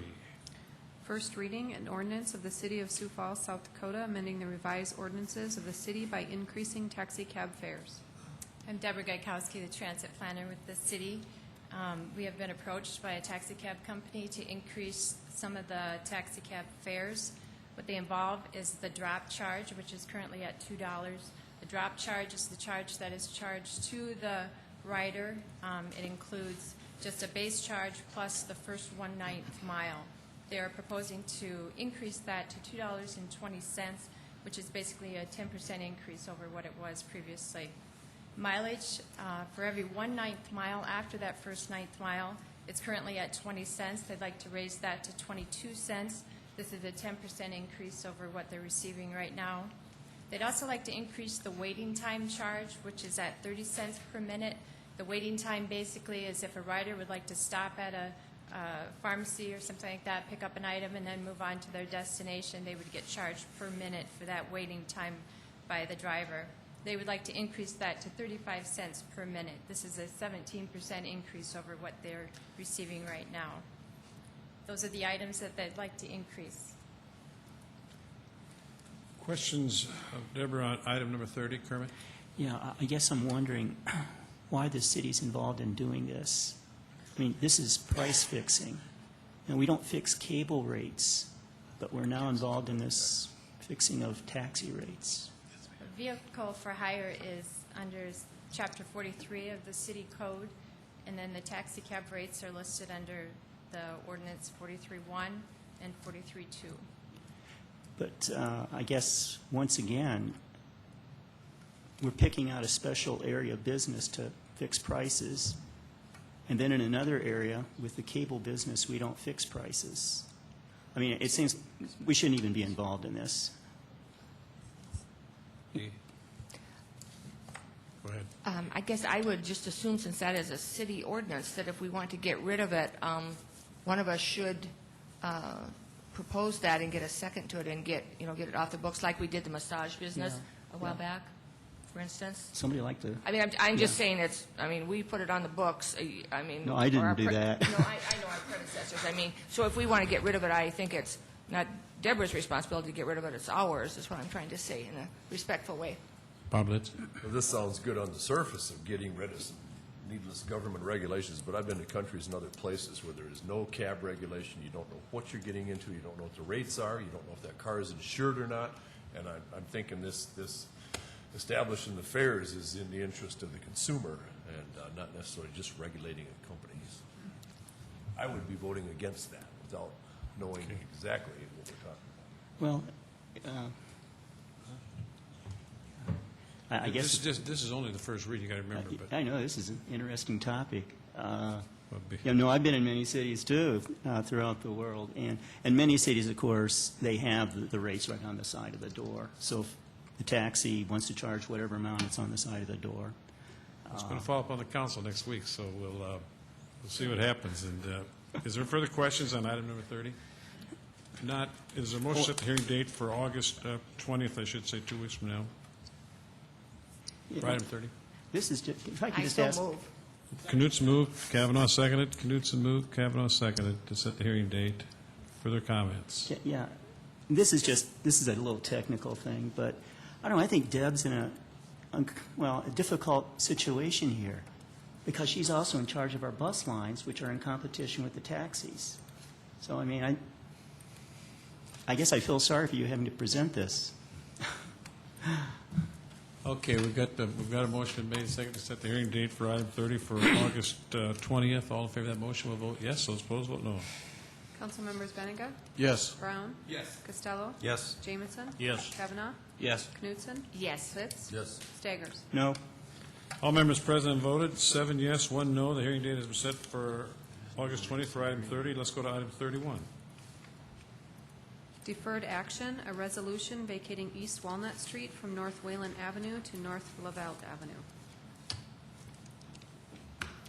Good evening. I'm Mark Cotter with the Office of Public Works. The petitioner for this vacation has withdrawn his petition. There's been several issues that have arose through the discussions in the neighborhood meetings. Once school resumes, the engineering division will begin to meet with the school district, the neighborhood, and the church to see if they can come up with a reasonable solution. But at this point, this is being withdrawn. Councilperson Knutson did ask the other day about the overgrown brush in light of school starting, and the forestry department is going to be out there on Thursday to take a look at that. There's been a motion to withdraw item 30. It will be noted. Item 32. A resolution amending the future land use map as part of the Sioux Falls 2015 Growth Management Plan, petition 2007-0627 at Marion Road and Madison Street from the single-family, multifamily, and commercial land use to an allocation of commercial office, institutional, and industrial economic development future land uses. This property is approximately 75 acres. It's located on the west side of Interstate 29. The northern boundary is Madison Street, and the western boundary is Marion Road, and it goes south to railroad tracks. The current land use plan showed this as primarily low-density residential, and the developer is now proposing to amend that by decreasing the amount of low-density residential, decreasing that by just over 58 acres, adding 11 acres of medium-density residential, adding about 28 acres of office and institutional land uses, increasing the commercial by approximately 12 acres, increasing the light industrial by about 7 acres, and there will also be a detention pond site on this property. So these land use amendments are being recommended tonight to you by the City Planning Commission and staff. Questions to Mike on item number 32? Others that wish to address the council on item number 32? Is there a motion to approve? So moved, Benninger. Benninger moved. Is there a second? Second, Jamison. Jamison seconded. Further comments? I see no further comments. All in favor of the motion to approve item 32 will vote yes. And those opposed vote no. Council members Benega? Yes. Brown? Yes. Costello? Yes. Jamison? Yes. Kavanaugh? Yes. Knutson? Yes. Litz? Yes. Staggers? Yes. All members present voted. Item 32 has been approved 8-0. Item 33. A resolution advising and giving consent to the appointment of members to certain citizen boards. Okay, what this one really is this is to bring forward, ask these members to be part of the charter revision, and we had talked about the charter revision committee being inactive because Gene can just talk briefly. We've got some technical changes. I guess you'd want to call them up in finance on that we would like to get them together on. Gene Roanhorse, Director of Finance. We really need to have some clarification in the charter. If you look at the finance section, in particular, when you're dealing with budgeting and that, in some places it makes reference to a function or a sub-function, then in another place it makes reference to programs, and they're not consistent. And frankly, we aren't real clear right now. We kind of operate the way things have been done all these years, but the wording in that is not consistent. And we would like to look at that wording and have some people work with us on it to deal with our program budgeting, which we've talked about before. And like I say, that's not the word is used in the finance section, but not consistently. And then so we'd be working on the program budgeting, and then this would tie into our performance evaluation or performance management, depending on how programs actually perform and that kind of thing. It would set up a better measurement technique. So from a finance standpoint, it's a clarification. If you read that finance section, it's not consistent for some reason. I don't know why. So, Gene, the changes you want to make are mostly kind of a governmental accounting and finance in nature? Yes, absolutely. And of the 5 people on the list, how many of them have any governmental accounting or finance background? That I can't answer. I don't know, when you look, Tam Baker was a council member before, and Bill Early was on it, and then Dick Gregerson's an attorney, and Pam Miller, she's out at Augie in I think, development, where she's at. And I think Lon is I think he's with some brokerage firm or something to that effect. I guess my point is that, I'm sure all these people are very well talented in one field or another. I'm just wondering, if this is a concern over financial accounting and governmental accounting and how it's interpreted or addressed, that the people that are in charge of redrafting it might need some expertise in that area. There's notwithstanding that finance is probably driving this particular one, there may be expertise needed in other areas in there that people like Mr. Gregerson could add a great deal. Mr. Early, one of the issues we have that's clear in the finance section, and I don't know about the other sections, Gary maybe could talk to it. It appears that in some places they tried to follow the state charter, if you will. It doesn't work for a city. And clearly Mr. Early and Mr. Gregerson would have a great deal of expertise in that area. So, it's probably fine. Bob Jameson. Just for clarification, the Charter Revision Commission, once established, will review any item that the charter has that should be revised. And I think Deborah has some issues with some items on the election process, if I remember correctly, and that she would like to see addressed.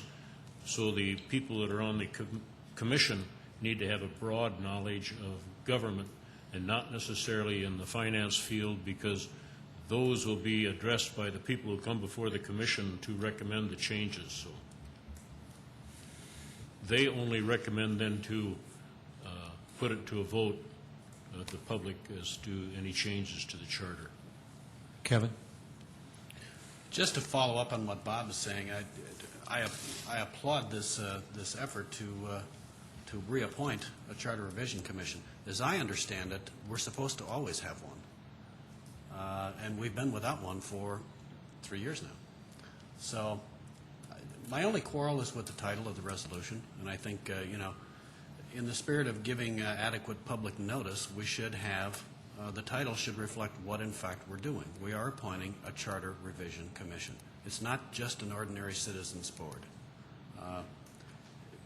With that in mind, unless there's some pressing need, I would suggest that we defer this for a week and retitle that resolution to give the public advance warning that this is what we're about to do. We can do that. But perhaps we should amend the title now and defer action for 1 week? That would be a good idea. Would the city attorney's office have appropriate language for my amendment? Yes. The title should read a resolution advising and giving consent to the appointment of members of the Charter Revision Commission. Mr. Chairman, I make that a motion and... You make that a motion and defer for till the 13th? And ask that we defer this for... Okay, double bear motion, and he's got to change, the motion is to change the title and then to defer until August 13th. The motion been made, is there a second? Second, let's. Let's second it. Everyone understand that motion? The motion is to change the title and then to set the hearing date, defer until August 13th. Do you have a Well, question? yes, I guess I'm concerned about these members that are going to be on until June 30th, 2010. I mean, for such an important commission, having all these people on there until June 30th, 2010, I guess I feel uncomfortable about that. Might I respond, Mr. President? The charter allows for the appointment of a Charter Revision Commission, and by charter language, the term is 3 years for each member of the commission. Okay, so we're not going to have any staggered terms or anything here, huh? We're following the language of the charter. Perhaps that's something you want to bring to the Charter Revision Commission. There you go. Well, that's something else we have to do. do. Okay, we have a motion before us have been made and then seconded to amend the title and then to defer until August 13th. That motion has been made and it has been seconded. Further comments on that motion? Not all in favor of that motion will vote yes. Those opposed vote no. Councilmembers Benninga? Yes. Brown? Yes. Costello? Yes. Jameson? Yes. Kavanaugh? Yes. Knutson? Yes. Litz? Yes. Staggers? Yes. All members present voted. The amendment has been approved 8-0. Item 34. I would like to excuse myself from this item, please. Okay, be noticed that Councilor Knutson will be excused from item 34. A resolution adopting the Articles of Amendment to the Articles of Incorporation of the Sioux Falls Sports Authority. Mr. Mayor, this is a request that comes from the Sioux Falls Sports Authority to the school district and to the city of Sioux Falls, both of which have approved the Articles of Incorporation of the Sports Authority. They're requesting a change in Article 6.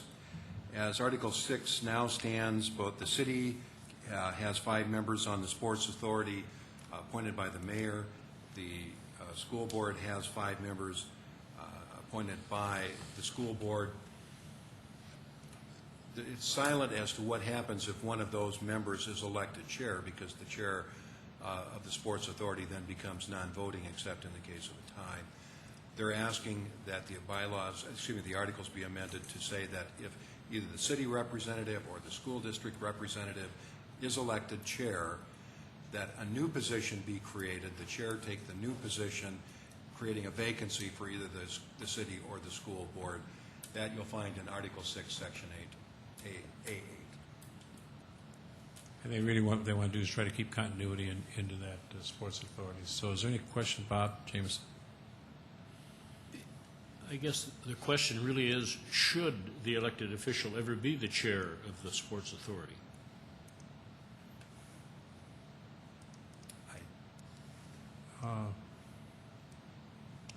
That's a question for her to ponder. Another one. This is a case where the person has really done a powerful lot of work on it, and they no longer serve on the board. But to keep the continuity of the sports authority moving forward, we have to do the amendment to make sure it's moving, because it is moving very well right now. Do they have staggered terms? Follow up on Kermit. I would think they would, but do they? Yes. I think we should always have staggered terms. Yeah, they are. They're staggered. Yeah, I think they did set it that way. Okay. Further Thank questions, you. Vern? For city attorney, how do we handle this with other boards? I think of the homeless advisory board that I sit on. What kind of a precedent are we setting for other city boards? Mr. Mayor. City or joint boards in that case? This is not a city board. This is an unusual creation. It was formed as a nonprofit by several members of the business community and other concerned citizens. the articles were ratified by the city and the school district at the request of the sponsors of the Sports Authority, but the Sports Authority is not a creation of the city. There's no ordinance authorizing its creation. They wanted the involvement of the city and the school district in this authority, and that's what they did. And they also, you'll see, they got a Board of Regents person. It's just to try to work on ways to get, like, for instance, when they got the program with the, what's the name of that league that's coming in here?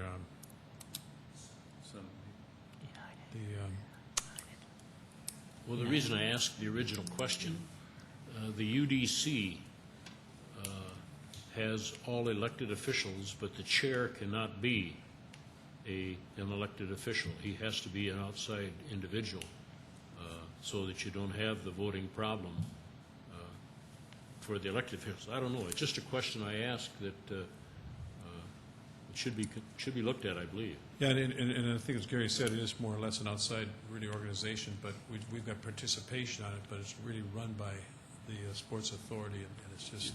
It's organized as a not-for-profit corporation. From what Gary has said, do we really have to be involved in voting on this? Or can they just do it themselves? The council was asked to ratify the original Articles of Incorporation, which it did. Yeah. And now they're asking the council to ratify an amendment to the Articles of Incorporation. But do we have to? Yeah, the school, I think it is, because we ratified it before, and I think to follow through with that in the school district, I think at their last meeting, they approved their amendment on it too for the same thing, so that's what we're looking at.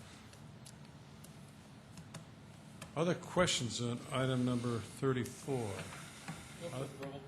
Kavanaugh moves. Is there a second? Second, Costello. Costello seconded. Further comments? Seeing no further comments, all in favor of the motion to approve item 34, vote yes. Those opposed, vote no. Councilmembers Benega? Yes. Brown?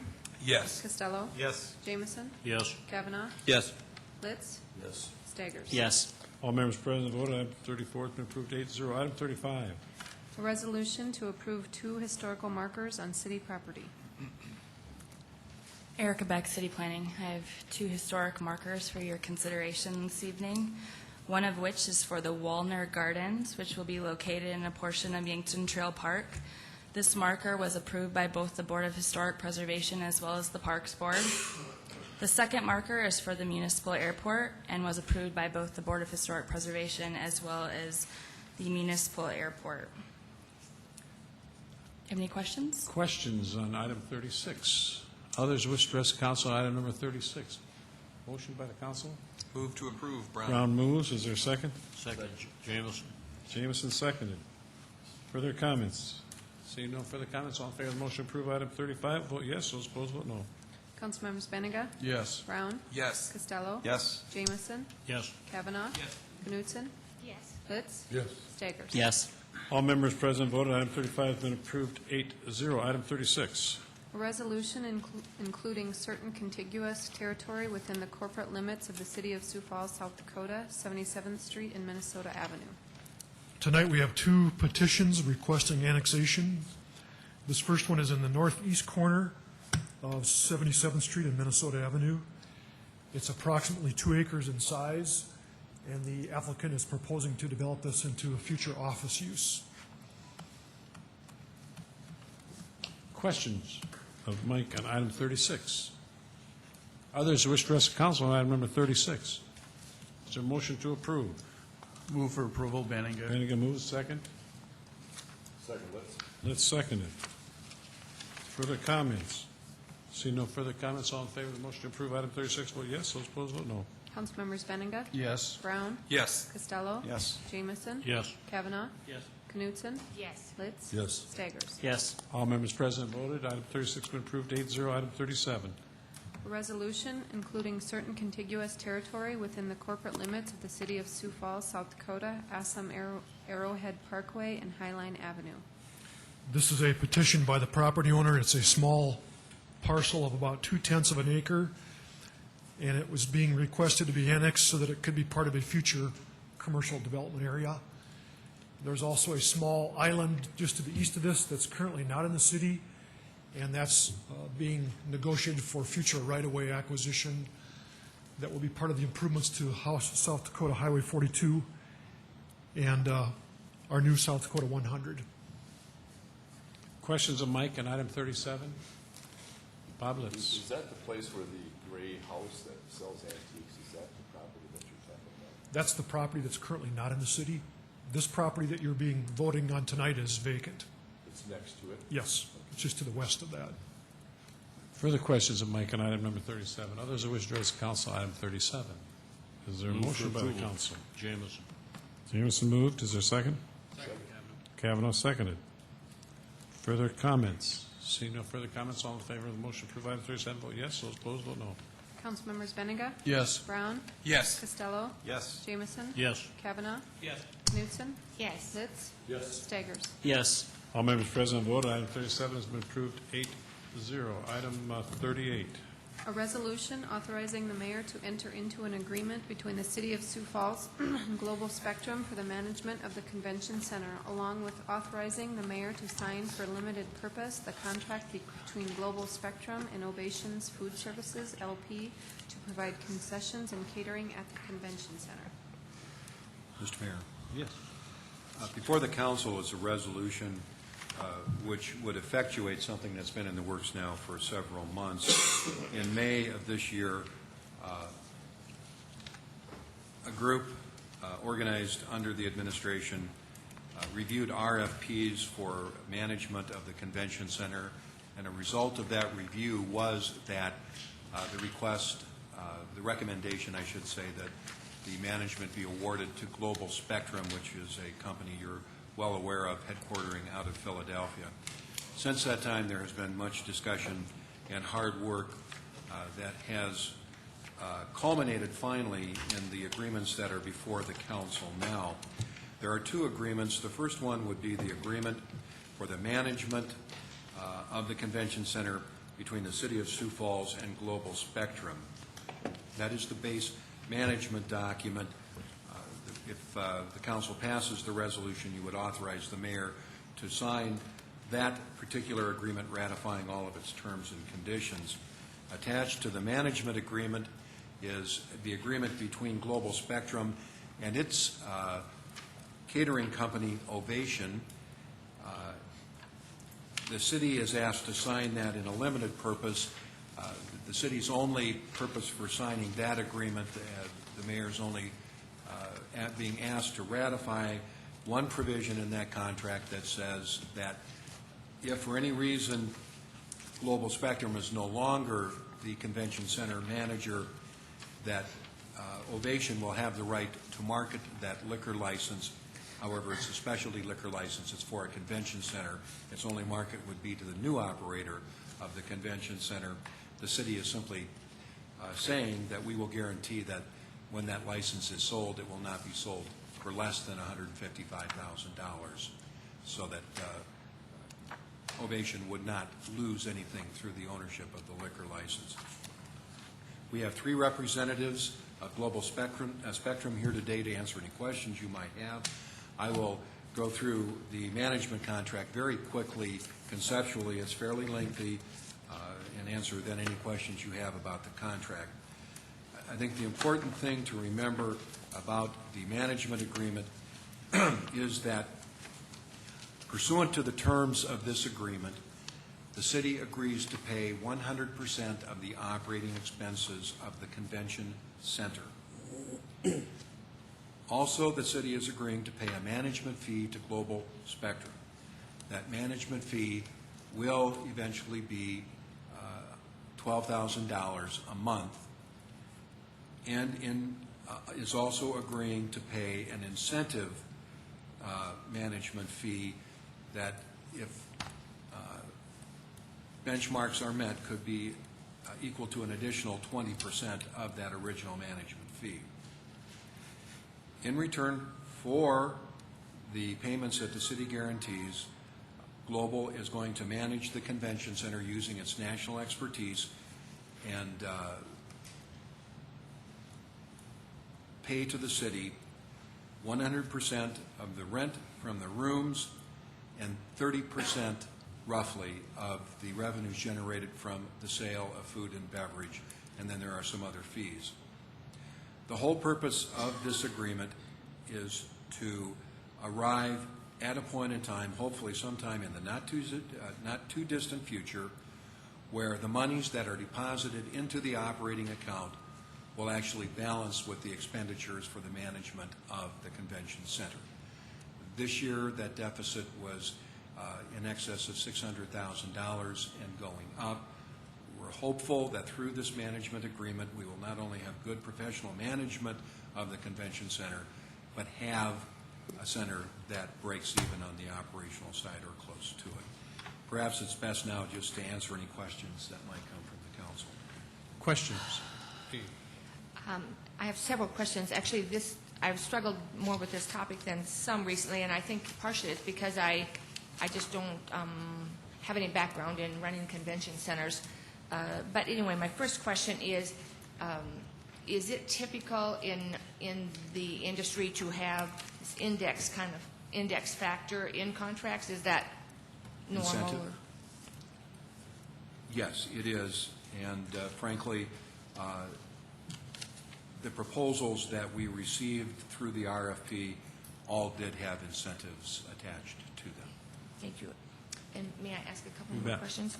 And then would you remind me, please, I've heard this a couple times and I've just forgotten, would you remind me, please, who was involved in the RFP, who was on the team to review the RFPs, please? So. I'm going to defer that to Mike Cooper, who was actually on the team. I've heard this, I just don't remember. Mike Cooper again. We had representatives of planning, finance, the attorney's office, risk management, and we went through an interview process with that team in making a recommendation. Thank you. And then another question for any of you is, could someone please tell me, like, how many, I understand, for instance, that Global Spectrum manages 65 convention centers in the country. So could someone from our staff just help me feel more comfortable with this as far as, like, how many of those convention centers around the country did we check with or, investigate? I don't mean investigate, but I just mean check with to see how pleased those communities were with Global Spectrum. As we went through the interview process, we did check with other facilities that are managed by Global. Scott Rust with the finance office was the one responsible for helping do that. And the input that we got, the feedback that we got from the other municipalities was all very positive, which was one of the factors that led us to this recommendation that is before you tonight. So we did check other facilities around the country. I can't tell you exactly how many that was, but we did look into that. Thank you, Mike. And then my last question for now is,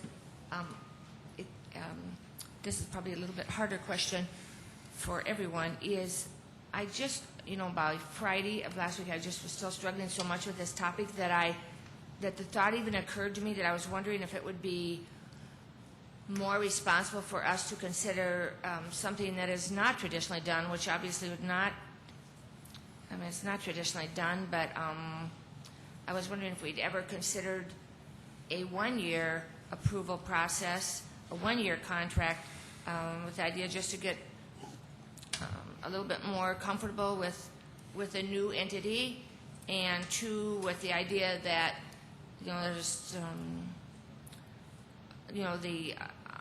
another major contract is up then for the city, and, then just bid the whole package at one time. And I was just curious if that was ever considered by the city.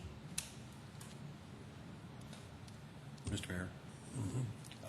It would be very difficult to entice any management companies for a one-year contract for the commitment that is required and the expense that is required to start an operation in a new community. It would not work. We were hopeful for a 3-year contract, but the responding entities were more interested in 5. Thank you. Vernon, I'll come back to you. I have a number of questions. First of all, for the city attorney, section 7.3. Can you describe to me the intent behind the language that was struck? The following expenditures made outside of budgeted funds will require city council action. And it goes on to talk about those items: emergency repair, increased costs, utilities, insurance. Can you talk to me about the intent of taking the city council action out of that? 7.3? Yes. The whole purpose of this section and several other sections is to make sure that we're operating in compliance with state law. We went through several drafts of language because, frankly, the contract, the language that Global was familiar with was not as restrictive as South Dakota law or our charter. What we finally came down to was that their concern was that if they had an event scheduled in the next day or two and there was a repair that needed to be done and there was nothing budgeted for it, that they would have to act to protect the facility. We talked about the possibility of creating a small contingency fund, which would be an appropriated fund with a very specialized use that would protect them in that regard. Otherwise, they will be required to live within their budget just like any other city department or contractor. And then I just need some clarifications, especially on cost. If I understood you correctly, Gary, you said that today the convention center facility is costing us, it's a deficit of $600,000 a year, so that's the deficit, the cost of running it in excess of revenues generated is $600,000 plus a year. And what gives you hope that that'll be different, especially considering the budgetary impact of the CVB being involved? I think that you will see some projections Thursday night during the budget process, which will show that deficit continuing for 2008 into 2009, but looking forward past then, we are hopeful that that deficit can be reduced significantly or eliminated. But perhaps that would be something best answered by Brett. Do you want to try it?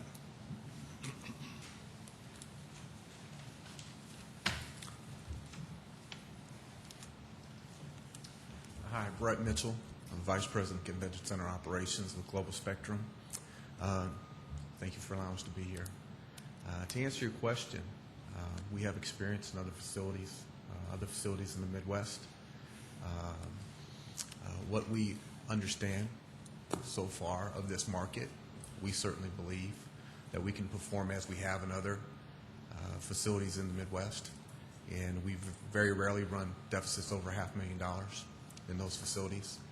What we don't know yet, we don't have a lot of history yet of the facility. We're still trying to gain that from the past operators. We're trying to learn some of that history for ourselves, but we certainly feel confident in our abilities moving forward. So what do you anticipate in your research in this market? What did it tell you about what our niche would be or how it can grow as compared to what we've done traditionally? I think the biggest opportunity that we see is the ability to drive additional events. You have a pretty strong state association market, some by-state business, which is always a good base to start from. But isn't that industry already, that business is already here, and it's often traded amongst other cities like Rapid City, Aberdeen. How do you expect to change that to get more of that business where most of those state associations rotated? I think where I was going with my statement is that state association business is here, and that creates a solid base. Okay. The opportunity that we see is beyond that. In the past, you've had an operator who's been in their best interest, has been looking after filling their hotel rooms and their property. What we would look to do is to bring in business that would fill multiple properties. And working for you, the city, we would have your interest at heart. We see some limited national convention business availability. We certainly had great success with the Gold Wing Motorcycle Group in that their comments about being in Sioux Falls certainly will help us in growing that business. And frankly, we think that we'll be able to do a better job of putting revenue in the facility. We won't have divided loyalties when it comes to which pocket to put that revenue in. What will that do in pricing the facility?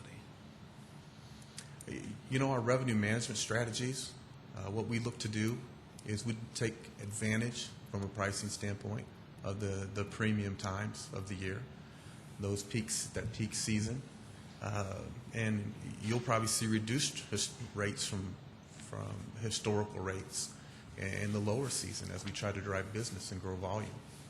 So, we'll have a varied rate structure, which has proven very successful.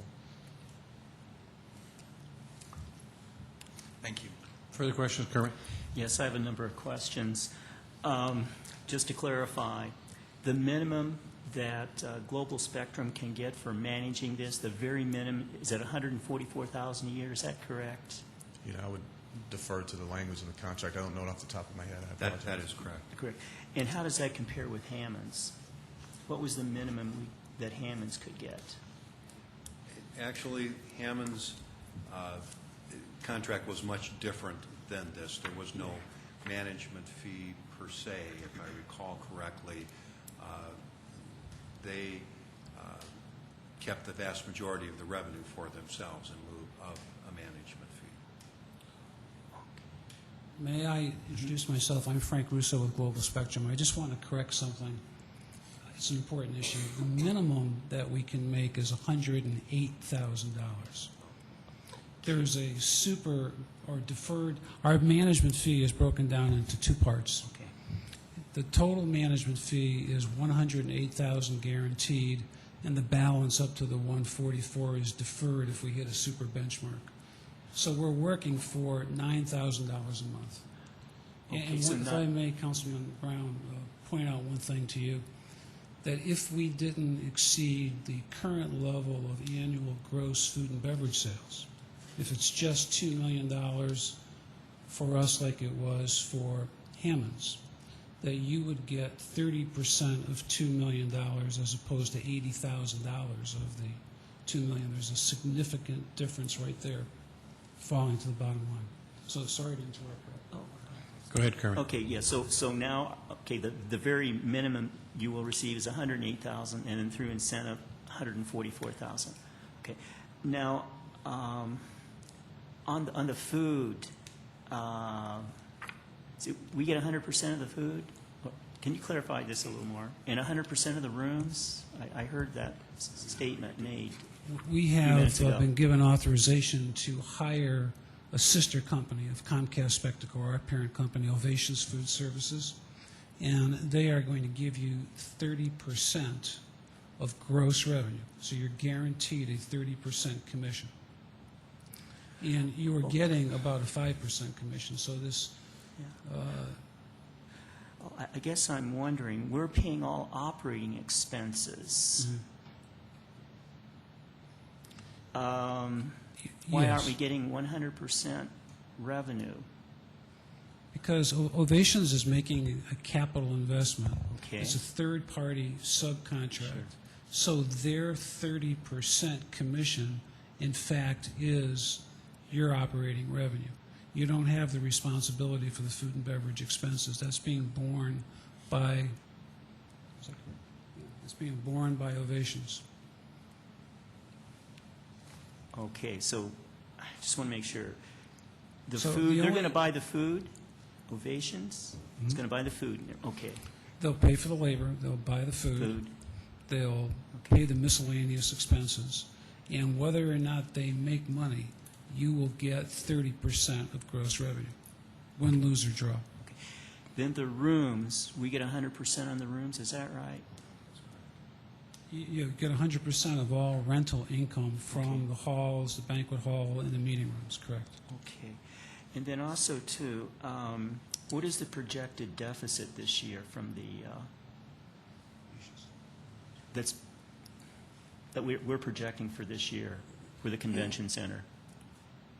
What is it? Last year, I think you mentioned last year it was 600,000, is that right, deficit? For '07. Oh, for '07, our projected deficit is 600,000. That's correct. Okay, as mentioned before, we're going to be dealing with these budget hearings this week. Can you give us a preview of what the deficit's going to be for 2008? I hesitate because I don't have that number memorized, but if I recall, it will be less than what you have budgeted this year. Less than 600,000. I think what you budgeted this year was closer to $670,000. 670? But that's just going off my memory. Please don't quote that. Just make sure it's less. And then also, too, I have a question for Gary again. Sometimes we vote for authorization for the mayor to sign contracts. Sometimes we don't. Can you explain, you've explained this before, but can you explain again why we're voting on this one and why we don't vote on other ones? Usually, if it's purely an administrative act, spending money from an already appropriated sum, the council does not. Mm-hmm. Frankly, we weren't sure where this was going to end up, so we thought it best, not knowing whether there was going to be a need for an additional appropriation, that it come to the council for ratification and for action on an appropriation ordinance if necessary. I'm talking about for the remainder of '07. Mm-hmm. And also, this is an issue with enough twists and turns that we wanted to make sure the council fully understood the contract and where it was going. That is the reason for it. You could make an argument that it was not necessary for the council to ratify this, but we would rather be cautious. Okay, thank you. Bob Jameson. Just a question. 2.2 concerns the failure of the owner to budget appropriate funds identified by the manager. Does that take it outside the CIP process then?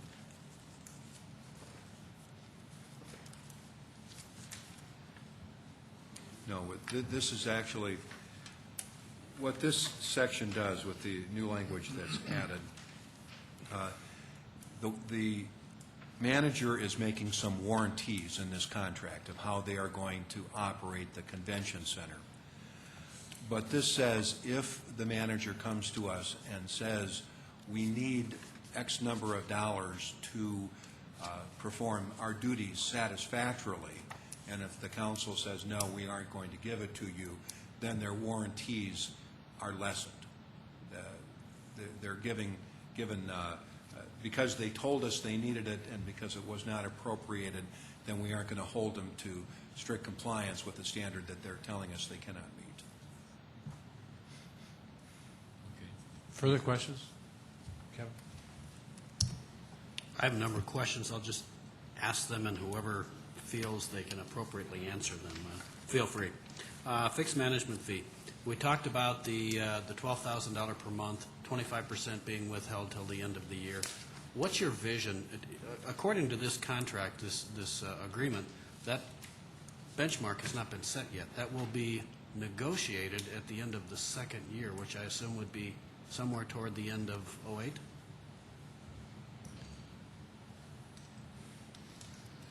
Can anybody explain to me? Yes. What we did was we have actually a 5.5-year contract, so we are in a stub year. And during the stub year, we've waived any incentives.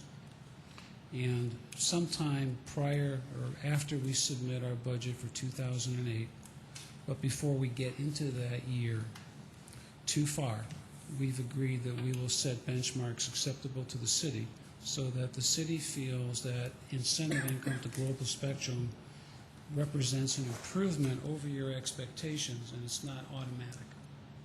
And that incentive fee would be paid sometime in 2009 after you audit the results of our 2008 fiscal year. I think we may be talking about two different things. The incentive fee, the management incentive fee is contained later on in the agreement. I'm talking about the fixed management fee. There is a benchmark that will be used to determine whether or not you get the final 25% of that $12,000. And that likewise would have to be part and parcel with the other incentives. What's your feeling right now? What are your chances of getting that 25%? What do you think we're going to ask you to do to get that 25%? I think in fairness, we have to see what our budget is. A lot of it will be the revenue projected in the budget. And if we exceed that, then there may be another factor built into that. That's where we're going to try to make it lower. You're going to try to make it higher. So I don't want to negotiate publicly. But the fact of the matter is it would be good faith, and it would be a super benchmark for good reasons, because you have to leap tall buildings in a single bound in order to get that payment. If I might, Mr. Mayor, Councilman, one of the reasons that it took us a while to negotiate this contract is we're trying to get our hands around that concept. I would much rather have identified the benchmark in this agreement, but we finally came to the realization that we don't have enough historical data, that we're going to have to negotiate that after we have some months of operation of the facility, and we're simply both agreeing, even though it may not be the best scenario, this is the only way we can do it. My next question, I think, Gary, you probably could answer. Article 10, Section 10.2, monthly financial reports. This is a good concept of having monthly reports that are made available to the owner of the facility. I'm wondering if a copy of those reports should not be made available to the clerk's office so that they are public record. Anybody care to comment on that? They are public records. Certainly will It's make fine them with us. available. They're your information. I'm sorry? It's fine with us. Absolutely.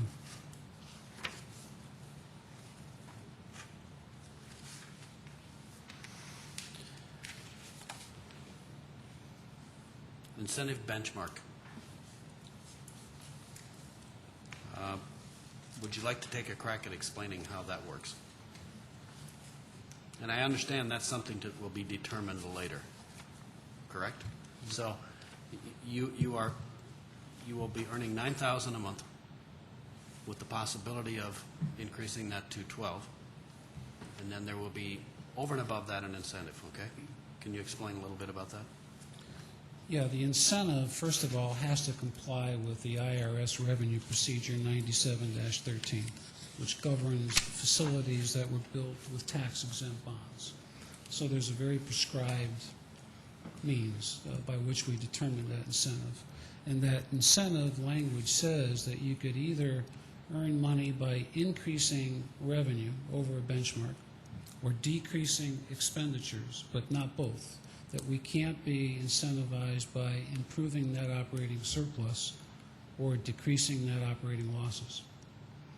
So we chose, and we will negotiate for a revenue benchmark because we're marketing driven. We expect that we are going to bring more events, more attendees, drive more ancillary revenue, and improve your bottom line. But we have to pick a revenue benchmark. And pick that revenue benchmark with the agreement with the city as we negotiate it. And then in addition to that, limit our ability to earn all of our incentive from that source by also getting into what we call qualitative as opposed to quantitative evaluation criteria. And that qualitative criteria we're suggesting could be one or more of the following. The evaluations that we get from our customers after they experience an event at the building, the quality of our maintenance, the quality of our marketing efforts, the quality of our cooperation with not only the Bureau, but the hotels and other stakeholders, possibly increase room nights if that's important to the city. And we have some clients where we actually are evaluated by our ability to help the Bureau meet its room night goals.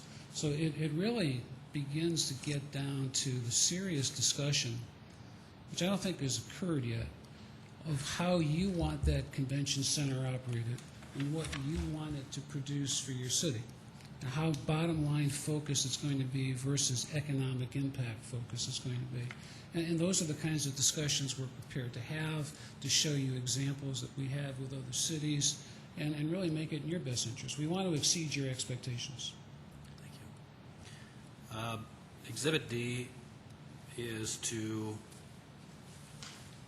be attached as the operating budget for July 107 through December 3107. Do we have that yet? I don't see it attached to our copy. The operating budget for '07? Yes. Correct me if I misstate this, Gene, but through the study that we've done and the information I've received, it's my understanding that for the global portion of the '07 budget, there will be no supplement needed. They will operate within the existing '07 budget. Obviously, there's a second prong to this agreement, and that is the CVB, which will also be discussed on Thursday and next Monday.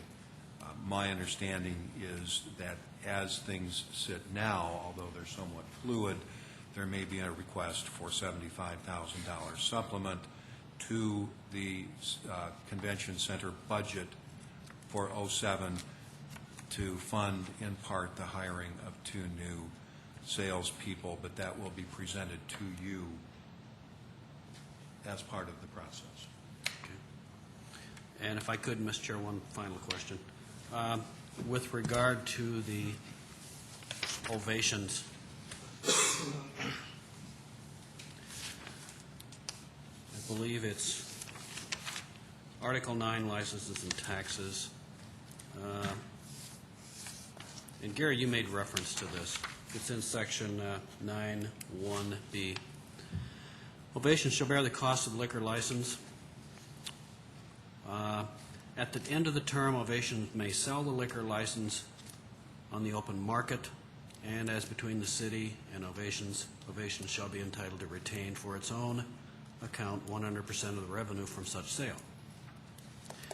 The next paragraph, and I applaud that. I think that's, we're talking about open market, entrepreneurial spirit here. But the next sentence, I believe, is counter to that. The city hereby guarantees to Ovations that upon such sale, Ovations shall recoup no less than the amount of the license fee. If we're going to let the private contractor make a profit on the license fee, we should not be guaranteeing them a minimum price, that they get their money back. I suspect we should do one or the other, but not both. Would you care to comment on why that was written in such a way? Yes, I will comment on that. When it says, and it may be somewhat wordsmithing when we say that Ovation can sell the license on the open market, understand that it is a convention center liquor license. There's only one place it can go, and that is to the next operator of the convention center. Ovation's concern was that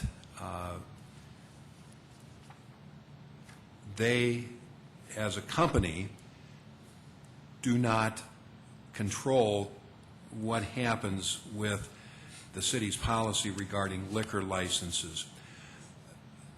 My own personal opinion is that the value of liquor licenses will never decrease, at least for the foreseeable future, but will increase. Ovation simply wanted the city to bear the cost of the liquor license, which we refuse to do. What is before you in that contract is a compromise. We'll set a floor for the license. If there's an upside, you get to keep it, but you upfront the money. That was the gist of the negotiation. If I could put it, maybe elaborate on that, it was an unanticipated cost for our food group. So in addition to the combined $450,000 that we both agreed to invest, an additional $155,000 became necessary to cover the cost of that liquor license. We were not aware of that during the bid process. So we're fronting that money and just expecting over a period of 5 years to be able to recoup it if we have to sell it to a new operator. Just one more question. Have you ever operated in a state where a liquor license costs that much money? No. Further questions? Gary, can you help me understand the gap between, we know the CVB is going to be an integral part of what Global is going to do. In the 07 budget, we're talking about $75,000. When we first learned of it, the number was $600,000. So what is that number going to be in the budget for 08? Is it going to be $600,000? It will not be $600,000. The city has never agreed to that $600,000 number. I think it's best if somebody from the CVB explained that number. I think that number probably was not realistic at the inception. It probably, in a world where you could do everything you wanted to do and have unlimited resources, it would be a number that had some validity. In our world, it did not. So the number is going to be, if the council chooses to fund it, will be something far less than that. And then help me understand that we have our budget hearings this week. Is there any reason why we need to do this agreement tonight? Could we wait until next Monday after we get a better grasp and feeling of the numbers so we're more comfortable with it? Yeah, as I said, when we brought this forward, we're operating under a 90-day memorandum of understanding. There's no compelling reason to act on this tonight if you're not comfortable with it. I want you to be very comfortable with it. I want all of your questions answered. If you feel more comfortable deferring it, that is certainly up to you. Then I would move to defer this resolution until next Monday night. Second. Who seconded? I did. Brown moved and Kavanaugh seconded it to defer until August 13th. I'd like to address the motion, Mr. Mayor. I feel like we're grasping at straws here, and none of us can get our arms completely around it. And until I have a better comfort level with the numbers, and I'm confident you can do that, but I feel like we've got the cart before the horse here, and we need to, and I understand that you're having troubles as well getting your hands around the numbers, so to give everyone a comfort level, I think we need to do that first, and then we can do this agreement and feel right about it. Mr. Chairman? Go ahead, Kevin. I got Bob. Go ahead, Bob. I just wanted to comment for Councilor Brown's information that I too got the email for the $75,000, and I also know that $75,000 is for the last quarter of this year, starting in October. So if extrapolation is possible, 4 times 75 is $300,000 would be, the number at that rate, but there's no guarantee of that. Thank you. Kevin. Just to add to Vernon's comments, I too think that a deferral is wise. I may be closer to voting on this than Vernon. I'm fairly comfortable with it. After beating you up for a half an hour, I think it needs to be said that we're very excited. I think this council is going to pass this agreement, and I think we're very excited about it. We welcome you to the community. It's just our little our time to ask questions. And It's your right, and hopefully we can give you all the answers you're looking for. My comment's similar to Kevin's. I've read through the agreement, and I understand the negotiations that have gone on for quite some time, and there's a need to get this thing moving. There's no question about that. My concern is, frankly, that I'm disappointed in the fact that we've not been able to get the information that you need and we need to be able to move this process forward, and that's neither one of our faults. The other thing that I have somewhat of an issue with, and I think you can provide that from an internal standpoint, is when you do your financial reporting to us, is there a way for you to designate the input or the amount of revenue that's generated by the CVB representation in the short period of time that they are requesting additional support for, to give us some idea on what kind of revenue they will be generating through this agreement? To answer that question, yes. We track this type of information through a lead source file so we know where every piece of business generated from. And just keep in mind that the CVB typically goes after long-term business conventions that historically will book between 3 and 7 years in advance. So there's a little ramp-up time that we all need. Right now, we're living with existing deals that were made that may or may not have been in your best interest. So there's going to be a little bit of delay for us. Right, and my last comment is one that you've heard before, but for whatever reason, the media doesn't seem to want to pick up on it, that 90% of the business throughout the country is done this way, and it's designed and approved as the best practice of the way to do this kind of business, and that we are following what, frankly, 90% of the country does, and we're thankful that you're involved in this, and we appreciate your interest in this open bidding process, and we're hopeful that it goes as well as we project it will go. Got a motion by Brown, a second by Kavanaugh to defer. Just one last comment. Please don't take my motion as any sort of a slap against you.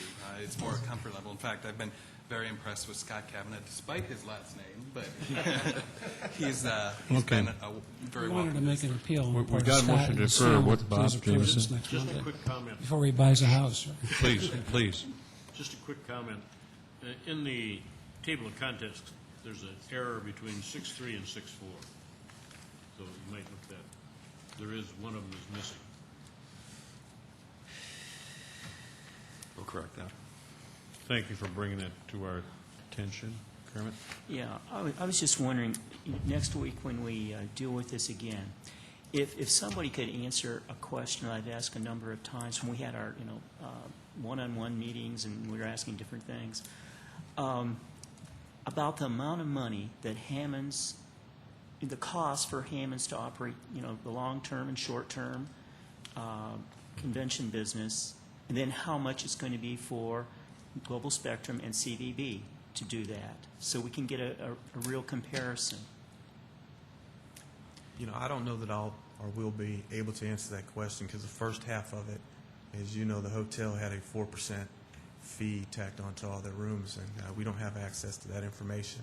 What we can do is we can give you what we feel is going to cost to operate the center, and but the second half of that, I don't know. But we've got to have some numbers or something on Hammond's, don't we? I mean, We'll find out this week, so we'll see what happens. We've got a motion made and seconded to defer item 38 until August 13. Are there further questions?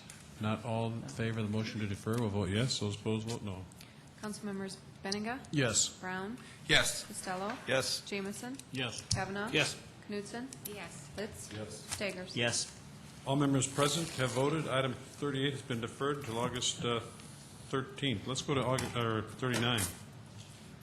To adopt the 2008-2012 capital program. Move to defer to August 13th. Second. Jameson made a motion and seconded by Litz to defer item 39 until August 13th. Is there further comments on the motion? If not, all in favor of that motion will vote yes. Those opposed vote no. Councilmembers Benninga? Yes. Brown? Yes. Costello? Yes. Jameson? Yes. Kavanaugh? Yes. Knudsen? Yes. Litz? Yes. Staggers? Yes. All members present have voted. Is there a motion to adjourn? So moved. Second. Motion made, seconded. All in favor of adjournment, will vote yes. Those opposed vote no. Councilmembers Benninga? Yes. Brown? Yes. Costello? Yes. Jameson? Yes. Kavanaugh? Knudsen? Yes. Litz? Yes. Staggers? Yes. We stand adjourned. Hi, Les. Good to see you. Good to see you. Last time.